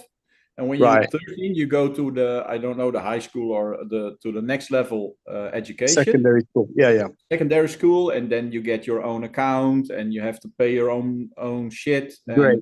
so you go to spend money, and that's the timing to teach the rules about money and about lending. And so they're the oldest children you could get before they move into the young well, I teen and always say adults. that at seven children are themselves, and when you're 8, you're already getting you're getting to please your parents and but when you're 7, you do what or 6, they do what they do. They are a child and they do what they do. But when they're between 6, 7, 8, they develop. When I do this, then I do get good, and mommy is happy, and happy wife, happy life. Yes. So children find that out, and then they are looking to make you happy, but they forget themselves. And what Tony teaches us is to get back into yourself, to find yourself again. That's why he does the incantations. I am, that's you. And the secret of the universe is in ourselves. The breath experience I had with Eric, that was so deep and profound. I found Jesus, I found Tesla in that moment. He was telling me what the secret was. And the secret is in ourselves. We are all connected. We are all connected. So when you're killing something, if it's an animal or whatever, you're killing a part of yourself, because we're all connected. I agree. And that is something you can only find at a higher consciousness. I'll give you an example of that. Yeah, it occurred to me that it occurred to me, this Einstein's equation of, energy equals mass times the speed of light squared, right? Yep. So you sort of go E equals mc squared. What does it mean? And when you start to really understand it, and they're starting to see it now at the CERN with the Higgs bosons and the kind of Large Hadron Collider, is that you take a little bit of mass, which the atoms of hydrogen, and when you collapse them together, you realize between even in the neutrons and the electrons, what you have when they're smashed, there's more space, more energy, and even more space. Yeah. So Einstein was right in the energy itself at certain frequency, it can turn into an illusion of matter. So, but then you can almost turn this into another way and say, if you're saying that there is no such thing as matter and energy, that they're kind of a manifestation of the same thing. And this is going to blow your mind because I'm using physics to get back to religion almost. Yeah. That's good. That's good. I love it. By the way, my phone's going to die in like 2 minutes, so we don't have much time left. But just plug it in. If you ever get your power bank. Oh, can I plug it in here? Oh, okay, good. Thank you, honey. I forgot that we have a cable here. Yes, it's charging. Thank you, sweetheart. So it's nearly, So get this, right? Like if there's no such thing as mass or energy, and it's all just kind of the same thing, then we're all living as particles of water in the same swimming pool, thinking that we're unique and different and not connected to each other. Do you understand what I'm trying to say? I totally so in other understand. words, the difference between my thoughts and me as an entity and the room and the world and you is a complete illusion. If energy is everything and it's all like one, it's a matrix and it does your head in. So what you said there about when you kill something, you kill a part of yourself. You also have taken a shit in the pool that we all live in. Yeah. And this is the other thing. It's that your energy and my energy are not that different. And that if I'm in the room with you and you're in a shitty mood and you don't want to come up to my level, you're eventually going to drag me to yours. Yep. And so when you realize that energy is contagious, if you let it, you can choose. But this is how it normally works. You've seen people when someone's in a bad mood, eventually they piss the other person off, right? But we have the knowledge not to be in the same. The majority of people are in the shit. Exactly. Majority 80-90% of people does that. Exactly. So we are only a few hand of people like this. So Ronald, I think you and I are kind of like, and Simona and Eric and, you know, these guys that we're all kind of, you know, I suppose we're almost like sobering up, you know, our culture, humanity is overall, we're almost like kind of living with amnesia. We forgot who we are. We forgot what we are. We forgot how we should be. And every so often, one or two of us are kind of like, hey, this ain't right. I think there's going to be more here. So then the question is, you know, can we bring enough of us together to make a difference and to almost like, I do recognize that we're all on a fringe, that we're not exactly your average person. No. But how do we create a movement? You know, how do we make it enough that it's normal to be who we are, and then that becomes the new norm and the new culture? And that to me, it's almost an obsessive thought. You know, in every organization that I go in, and believe me, I'm in some very dry organizations that are full of construction. Like there is a reason why I am a solopreneur. Yeah, that's right. You know what I'm talking about. Exactly. So, and I try my best, you know, to bring enough of these concepts that, you know, kind of like Eric said, to start where they are. In that I'm trying to, by example, and food is a big part. You know, I bring food and I sit down. And I go, hey, do you want to sit down and have this with me? And they're like, oh, okay, and you know, just create this. It's just a team spirit, and then you get people talking, and then you exchange ideas, and before long, you know, it creates a bit of a movement, and suddenly there's a bit of a team together, and bits like that, you know. So we can kind of still do things, even though people aren't at all interested in the stuff that you think about and the way that you are. You could still kind of, I suppose, be there with them and create a bit of a team together. But the thing that I have is that I want to minimize some pain in the world if I can. And I constantly think I've put myself through so much effort to get to where I am now with being able to kind of do the stuff that I do. What if I get enough of me together to effectively create, you know, cars that then can step in and be given to a lot of people that are struggling at almost a very tiny fee or for cost, to then be able to then reach out around the world and really kind of scale things up very quickly. And this is just an idea that I've had. You know, part of it is my mission to train others and create courses and books and things. But the other part of it is I want to create organizations that provide actual help. Like, okay, you've learned a little bit about finance, but now you need to prepare an invoice, and now you need to do your tax, and now you need to actually live in reality. And you can't just make your move and hope that it all goes well, you know? You need to start to get the printout and get the thing done. So, and people don't have those skills. So I don't know. I don't have the solution, but I really like the stuff that Eric is talking about in that, okay, so Eric is, it's all about capital. Eric is very good in finding the right words and bringing us in the highest level of consciousness. That's what Eric's job is. It's a fertile our ground job is for to good seeds. bring the content and bring the structure. We are of structure. That's what we're good at.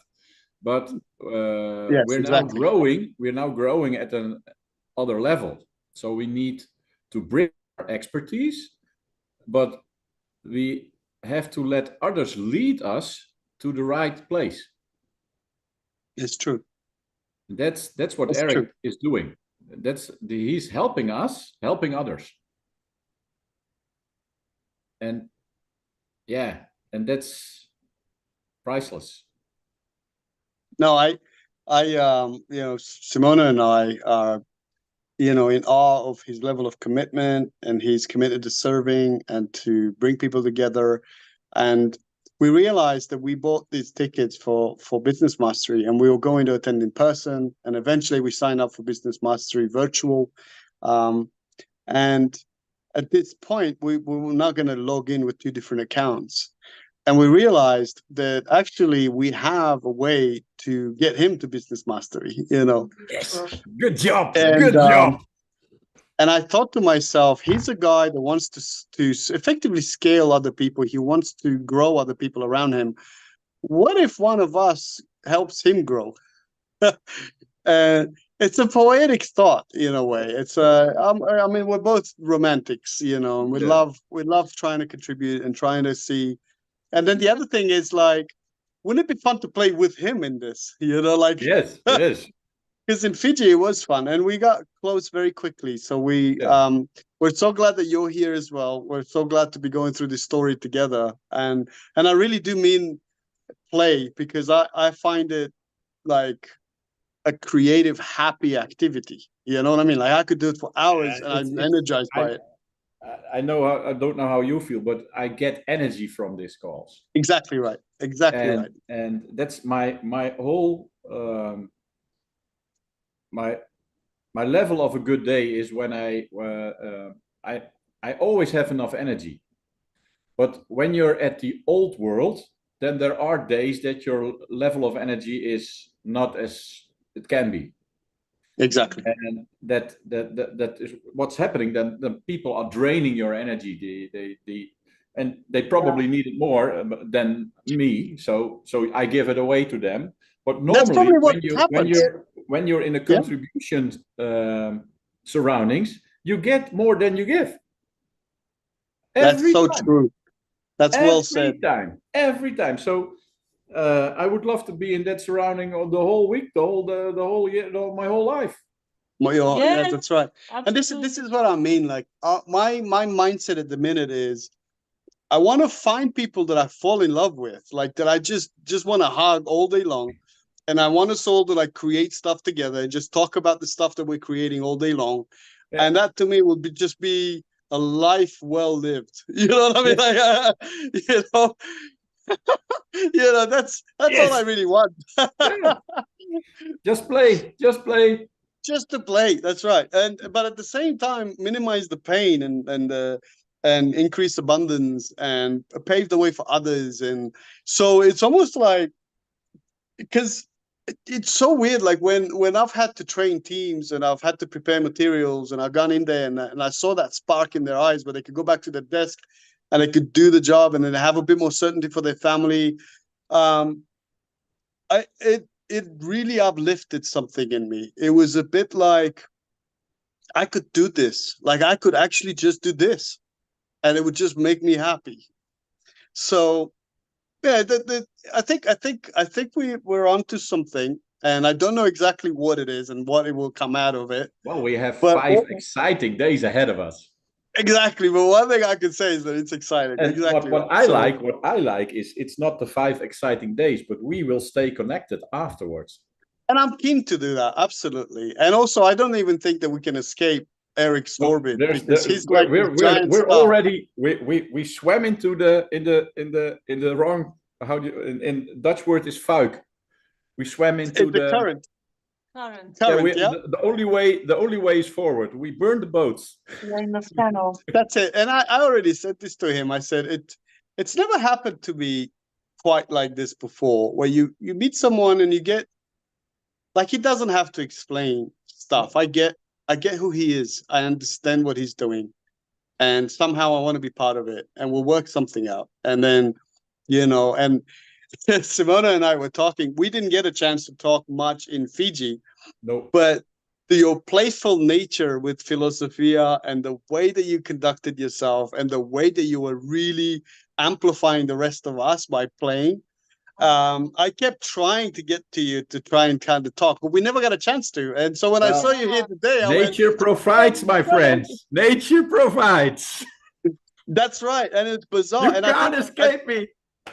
And I don't know if you know the story. Like Eric was another person that we really wanted to talk to, and then we touched on briefly. He said, "Oh, I'm doing this stuff," and "Oh, you're working oil and gas. We should connect." And I said yes, and then he kept getting pulled away. We kept getting pulled away. Yeah. And then we only had a little bit of the last evening when we were drinking kava, and he was supposed to fly out early in the morning. We exchanged numbers. We said, "We'll connect." We know his flight got cancelled, right? As I know. I was with him the last day. So we were there as well in the morning, and then he got to spend some more time with you. So then a lot of this is really because of that, because of the how that happened, right? So canceling. So I often think exactly. I often think that stuff guides you. I feel a little bit ashamed that we organized together that his flight is getting cancelled, so we're getting to know him better. No, it might be true. Who knows? Sometimes you wish for something, and then things need to also happen for that to happen, right? I can give you another story about that. Because last day at Wassa Wassa, everybody Wassa Wassa shut down, and everybody went to Namale. I heard of that. Yeah. But Namale, you have to pay $1,000 a night. Yeah. And no guests allowed. Tony accepts no guests to visit. No, you have to live there. But I was there because I practiced his teaching. I found a way because I went to management. I want to stay here today, only today. Because Wassa Wassa is closed and everybody I love is here. So let me stay here. I want to pay whatever. No, not possible. You have to be a guest. Well, management 1, management 2. But I turn it around and say, what's the reason to accept me as a guest? Well, you need to be on a guest of the wedding of Peter and Ash. So, oh, you mean Peter and Ash? I'm on the list. So now comes the good part. I paid awesome. 250 Fiji dollars. So it's 100 US. To stay the whole day. I got lunch, everything for free, breakfast, everything. So I didn't pay $1,000, but 100. That's amazing. The whole day, and I spent half the day with Eric, and with Peter and Ash and Alexandra. We went to the cocoa factory. I know, Alex. Yeah. So it was very nice, but I'm feeling a little bit guilty that we organized his canceling. Well, I don't know, because he said it was a blessing in disguise. Yeah. And in the end, he didn't really incur that many more costs. And in the end, he's going to business mastery because of the connections he made. So it's weird how life kind of has a way to pay back a lot of stuff. It's really funny. Yeah, it's very funny. But also, I think a lot of stuff happens. Tony talks about this. I definitely have evidence of this in our lives. It's that sometimes, grace happens. There's things that just connect. There's paths that open, doors that open. And realistically, while you've put in a lot of effort, some of those moments have nothing to do with you. They're just things that guide you, and then that also inspires me to kind of think, whenever I'm up to something that's cool, that's like, that's going to make a nice difference for something, that's when I feel that wind in my sails, and stuff just opens and things become easy. And, not that I'm ever really the opposite, but we all get into our daily grind, and then that becomes a bit of a sluggish process. And then you go, man, nothing kind of works. And the reminder in my mind is always like, well, that's because you're not up to something that's cool, that's like, that could actually make a difference, Yeah. And whenever I switch gears, things just work and things just happen. And it's fun to kind of see the difference between those two modalities. And that's where I'm kind of interested to sort of go as your challenge of operating at level 8. It's like, what if we all operated at level 8? Would you imagine the experience of one's life? Well, it just blows my mind to consider. It's like finger licking good, Yeah. Be at the level of Gandhi. And exactly. Well, Gandhi's such a perfect example. Gandhi and Mother Teresa are probably the best examples outside like almost mythical, divine. Tony Robbins, I would say. Yeah, I mean, Tony's moved Tony mountains in his own crazy. way, right? Like he's done some crazy stuff that you can't explain I think almost. Tony is on the same level for me. But you look at Gandhi, and he's like his commitment and his stance changed.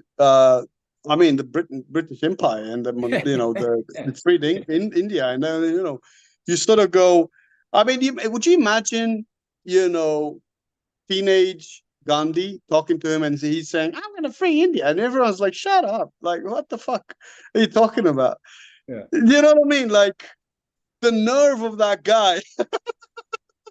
And then he goes and does it, and everyone's like, "Okay, that's a thing. I had no idea that that's a thing." So mind blowing.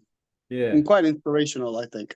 So we're also gonna log off, but what we wanted to say is I think we're both super keen, super excited, and also delighted to spend a little bit more time with you and get to know you a little bit more, and to see to work out in time how we could play in some way. It's just really exciting, You're living in Qatar?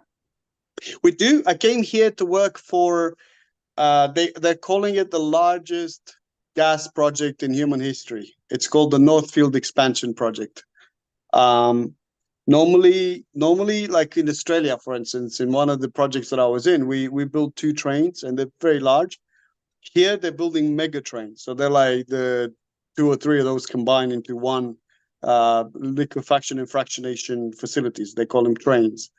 But Qatar is not just building one; they're building 6, and they've just announced 2 more. So what they're doing in the space of 5 to 7 years, they're going to double the capacity of Ras Laffan facility, industrial city, where they produce and fractionate liquefied gas. But they're already the largest in the world. So imagine someone like that doubling facilities in the space of half a decade. Sure. And so it was a cool opportunity to be part of that. And I'm part of the client side. So I actually get to see across the EPCs and down to the contractors. And we're part of the Qatar Energy, basically, the management. So for me, it's sort of like almost like a cockpit, sort of experience of 100,000 people coming together. We have, I think, 40 plus countries that are manufacturing stuff and getting delivered here. It's just a mega giga project. It's just funny. Definitely the largest I've been involved in. There's a couple that I've been involved with prior that are close to this, but this is by far the giant, Yeah. So I just kind of wanted to have that experience. And again, like I kept saying, I wanted, for us, I want to move away from the industry. I want to create something that is more self-sustainable. And so it would be kind of cool to end on this high note to say, that was my last project. Drop the mic, exit the industry. I love that you said that you want to start for yourself. It's the best decision you will ever make. And we're there. We're slowly getting there more and more. And the more that I can, like we're talking about debt, and we've had, a hard time finishing to pay all of our student debt and all of that. And all that's done now. We've got, a tiny bit of personal debt. It's going to get wiped out in a couple of months, 2-3 months. And then from here, we've just got our real estate, investment in Australia and just building this business to try and come out of the industry. And then from there it becomes kind of, I'm thinking along the same lines of what you were thinking of. It's like working a few days a week, but also spending 1 or 2 days on personal projects and development, and also stopping numerous times a year to travel and maybe be part of Tony's Plat program. That we have these sort of ideas of, it will be just, how do you play even more? Yeah. Well, what's keeping me is I don't like the American way of selling up. You always have the CTA, the call to action, and I understand it, but I don't like it. I don't like it. We actually sat down and we said we want to do more of these seminars because we think are good value, but they're really shoving it down our throats, which we do not like. And then we looked at each other and we went, but outside of that, we want more of these seminars. It's almost like, Yes. forget about the selling technique. Yeah. It was a selfish decision. Like Maybe we can. No, sorry to interrupt. I just No, wanted no, to no. say that initially it really pissed me off and I got Oh, yeah. frustrated with the whole selling. But in Fiji, this was the only seminar that sold less. yeah, they did Like it they less. didn't shove it down your throat as much as the other seminars. Yeah. But yeah. if I really look deeper at this, it's actually not pushing in any way. They believe so much in the goodness they provide and the fun and everything else. I mean, no offense, but I enjoy the Absolutely. seminars. If I had the money, I would participate. But I have two problems. One, I don't have the money, and two, my wife doesn't like it. So if I want to do that, I want to do it together. For you, it's harder because if you do not have the support of your partner, it's 10 times harder. But I believe in the infinity sign, and I'm on the left and my wife is on the right. So that's very good. But for this, it's not good. Then you need to be on the same side. Yeah. And I don't want to put so much time and effort in a PLED program because it's a lot of time and effort. I would love to do it to play with like-minded people, like you said. But I think that we are almost at a level that we are there already. So we can play our own game. We don't need to pay $65,000 or $100,000 and $50,000 on traveling to get that going, because maybe we can do that with what you're talking about. When we can create a platform where everybody can play like Lego at the lowest cost ever, and Tony and Dean are making that at the moment at the mastermind program, but it's still it's still a transaction program. You have to pay $1,000, but let's imagine if you can do that for $50 or $10 or $1 a month, then everybody can afford it. And that's what we're gonna do. Yeah, but you attract I think what Tony does with these fees, he's really trying to attract people that are really serious and willing to pay, because it's like the it's part of his program. You need to suffer a little to get there, and you need to get out of your comfort zone. And Tony has the thing. He keeps saying, if you don't pay for it, you don't appreciate it. And I guess it's right, because if you do find a way to pay, then you get the value and the rewards by doing it. I don't know. Exactly, but that kind of thinking is transaction thinking. That's not conscious thinking in level 8.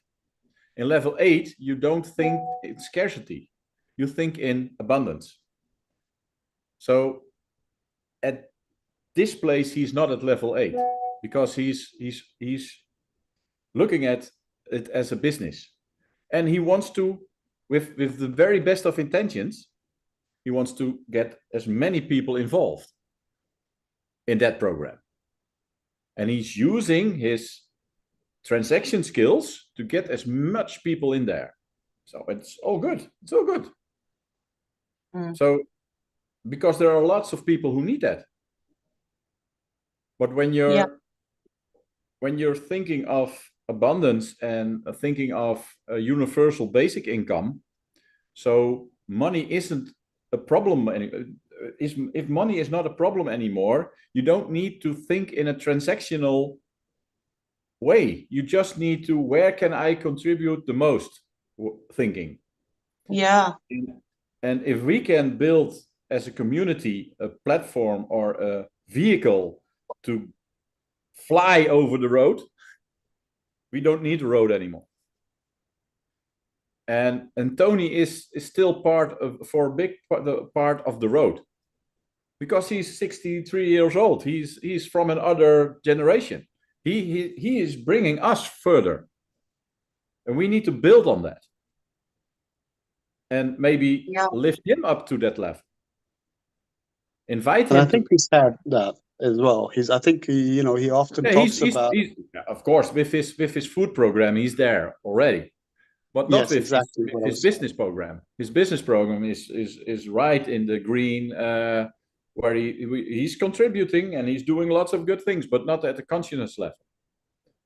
And that's okay. That's good. It's necessary also. So, but we need to step on his shoulder and bring that to a higher level. Yeah, and it's really kind of cool in a way that, like what Simona was saying, in that, if there's a certain amount of money that is paid, not an amount that creates quite a problem in the family or the business budget, but enough that you kind of go, hey man, I paid this. I need to look at this. How many people buy something on the internet and it was like $12 or something, and they send you a link, and you kind of go, yeah, I'll look at that whenever. But you don't. Yeah, there's a very good. You need to feel a little bit pain to get. I think so. To get there, and that applies to anything. Yeah. So, but the question is, need that to be money pain or some other pain?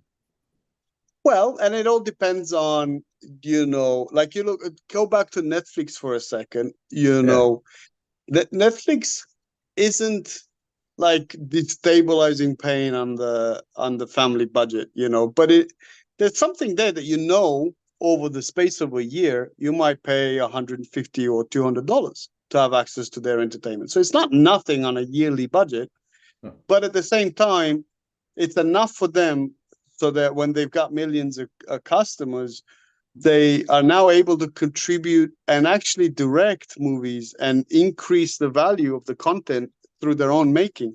So to me, I think that's part of the thing. And it's almost like, if you have enough budget together to sustain a high caliber of professionals that could actually enhance the material, then it can be scaled even further and reach millions of people. So it's almost like it's a catch-22 again. Like you have to make it to a point.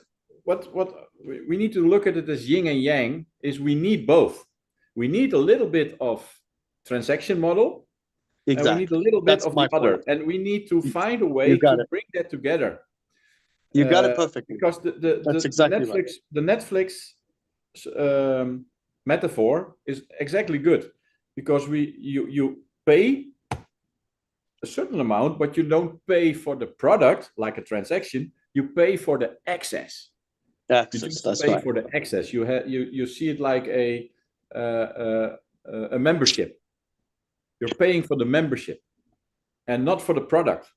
You're as a member, you get everything for free, and you will be served what you need. And we need to be but we need to get the whole world as a member. That's the goal. Well, exactly. So then, my vision for this is like actually can be even bigger.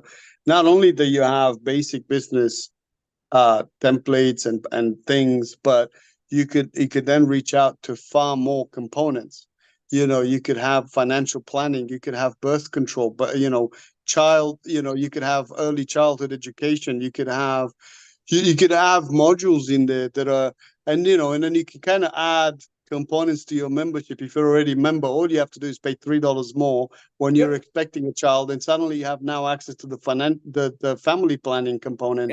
And so there is nothing in the world like it, in that you can kind of go, it's all right, I have, like, let's say, I don't know, I use my surname as a metaphor, like the Marin Institute. Are you one of the guys that's getting marinated? Because my surname is Marin, right? So that's a running joke at my work. Everyone that worked for me were being marinated. But you know what I mean? Like, it's like the Netflix and chill. How do you get that? The equivalent of like, it's all right, you're part of the institute, you can relax. If you have some questions, if the business have requirements, you can even book a session with one of their strategists. You can download their templates. And then if you have other problems, like let's say now you want to plan your finances, you can add that module. Now you've got a plan, there's so many components. Now you're building your first home, you can add that module. We can make education almost free. But the problem Yes. at the moment is that there is so much rubbish out there that Exactly. our children can't tell the difference Delineate. between shit, For sure. good and excellent shit or whatever. Absolutely right.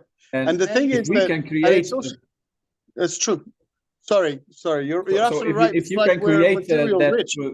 then you have oh, it's from our membership, so it must be good. Precisely, it becomes the Rolls-Royce approach. You know Exactly. that if it's on Netflix, it can't be shit. It's not a pirated.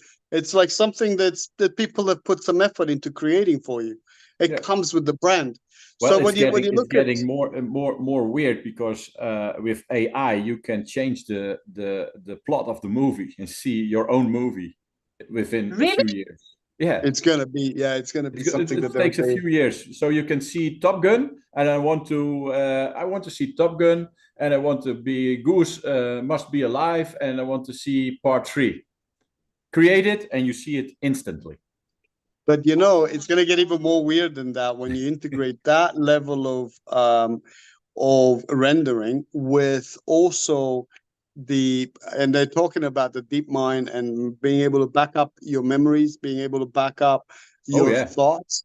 And so when that becomes that virtual That's reality getting scary. becomes That's getting scary. that's getting really fucking weird. because Ronald, guess what? I'm gonna send you a memory that I have of this village that I was talking to you about earlier. Can you download, go into virtual reality and relive my experience and the feelings I had during that? That's how weird this is gonna go. Oh my God. It's I don't want to leave that time. I really don't want to leave that time. I don't But, know if I'm going to like that, because one of the questions I'm struggling with is when stops your authenticity? I don't know the English word. When you're authentic, yeah, authenticity. that's Yeah, you. But when I can feel and live your experience, That's who not is you doing anymore. that? Who is the part? Who is me then? Who is me? Who am I in that level of consciousness? So that's a question which I'm thinking about a lot. And, it's true. And then to an extent, this is where a lot of people are less and less conscious because they're more and more gripped by TV, by media, and they're being told how to feel, how to think. So then the question is, who are they in the middle of all of that? That's absolutely true. Yeah, and I want to show you a picture I made at Date with Destiny. I'm going to look it up if you have the time. we got a few more minutes. That's fine. I've thoroughly enjoyed this and getting to know you a bit. The time is relative, huh? True.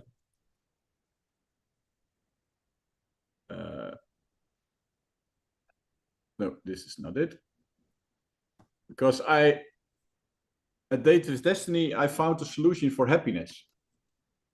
Oh my God. Tell me. Is it beer? It is I'm joking. porn. But Just random. Don't listen to me. I've just let me see. Yes, this is it. I'm going to share my screen. You will like this. Sharing.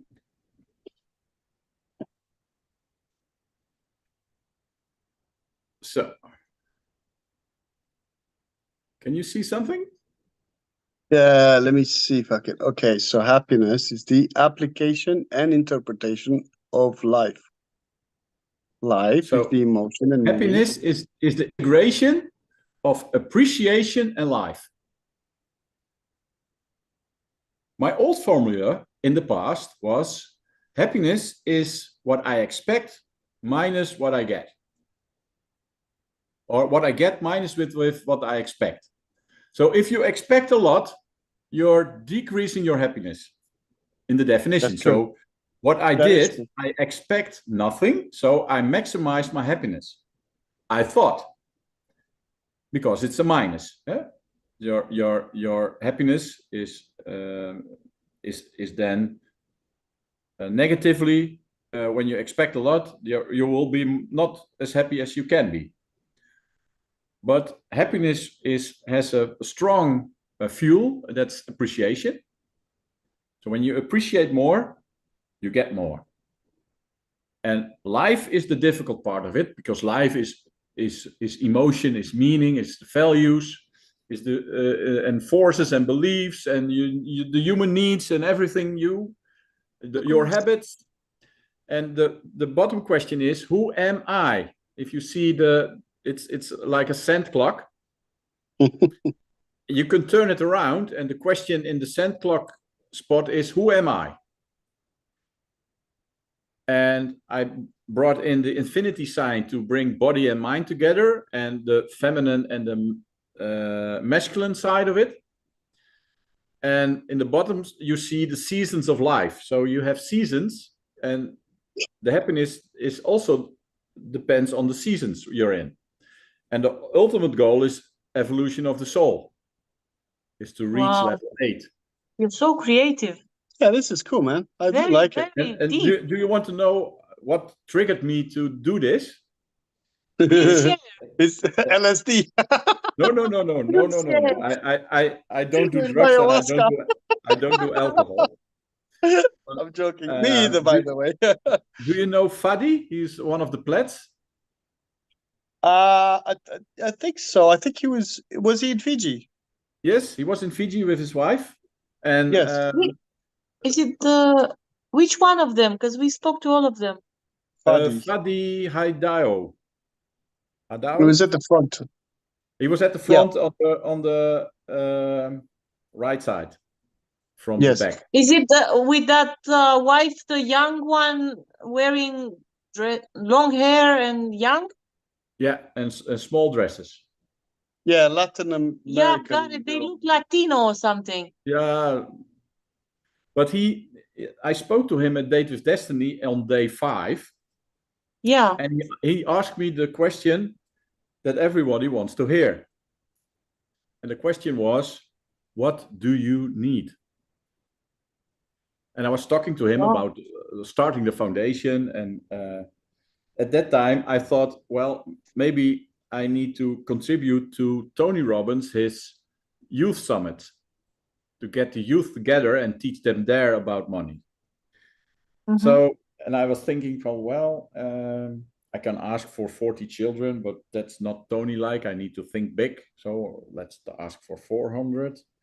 No, 400. And one child is $1,500. Eh? So let me ask for 4,000 children. So that's $6 million. And let's add a plus. So I said to him, well, can you sponsor me 4,000 children plus? And he said, yes, I can. Only one thing you need to do is you need to talk to Tony. So that night, from day 5 to day 6, I did this, and there are more pages of this. This is the end.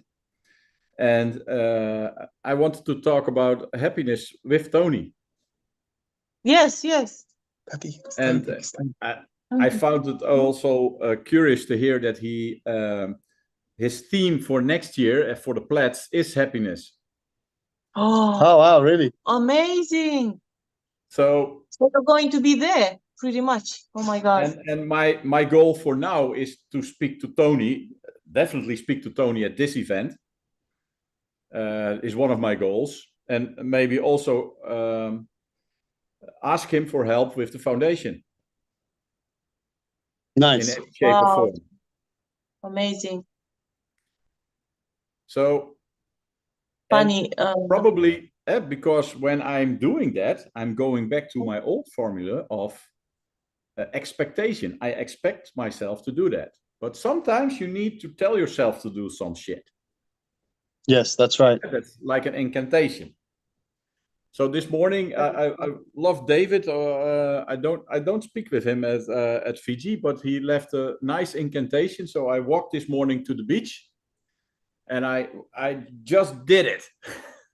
Nice. He gave me the Yeah, last push. I spoke to David a bit. Yeah, he was his ex-army, and he had some PTSD. And Simona and I met him and his wife, and the transformational journey that he's going through, and then he's paving the way for other people to go through that process later. So he's quite a cool guy. So the how do you call it? I was shouting and I was walking. Everybody was looking. I don't give a shit.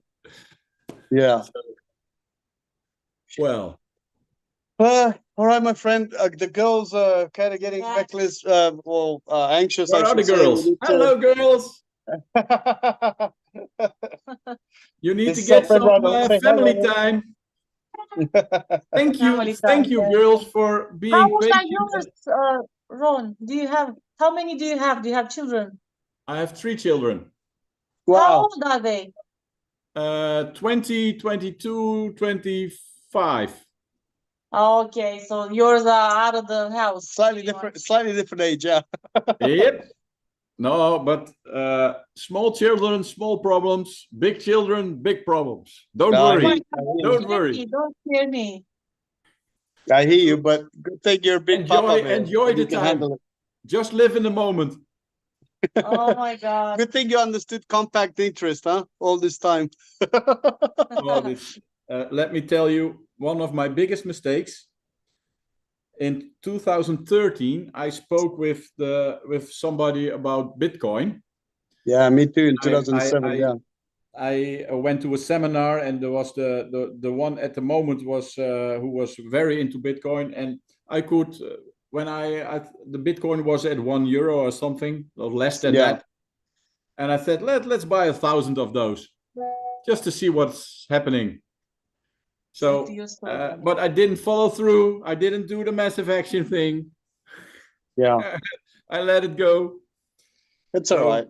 It's only 1,070. No, it's a 70 million. $50 million. 70 million. The mistake. Yeah. Well, it's okay.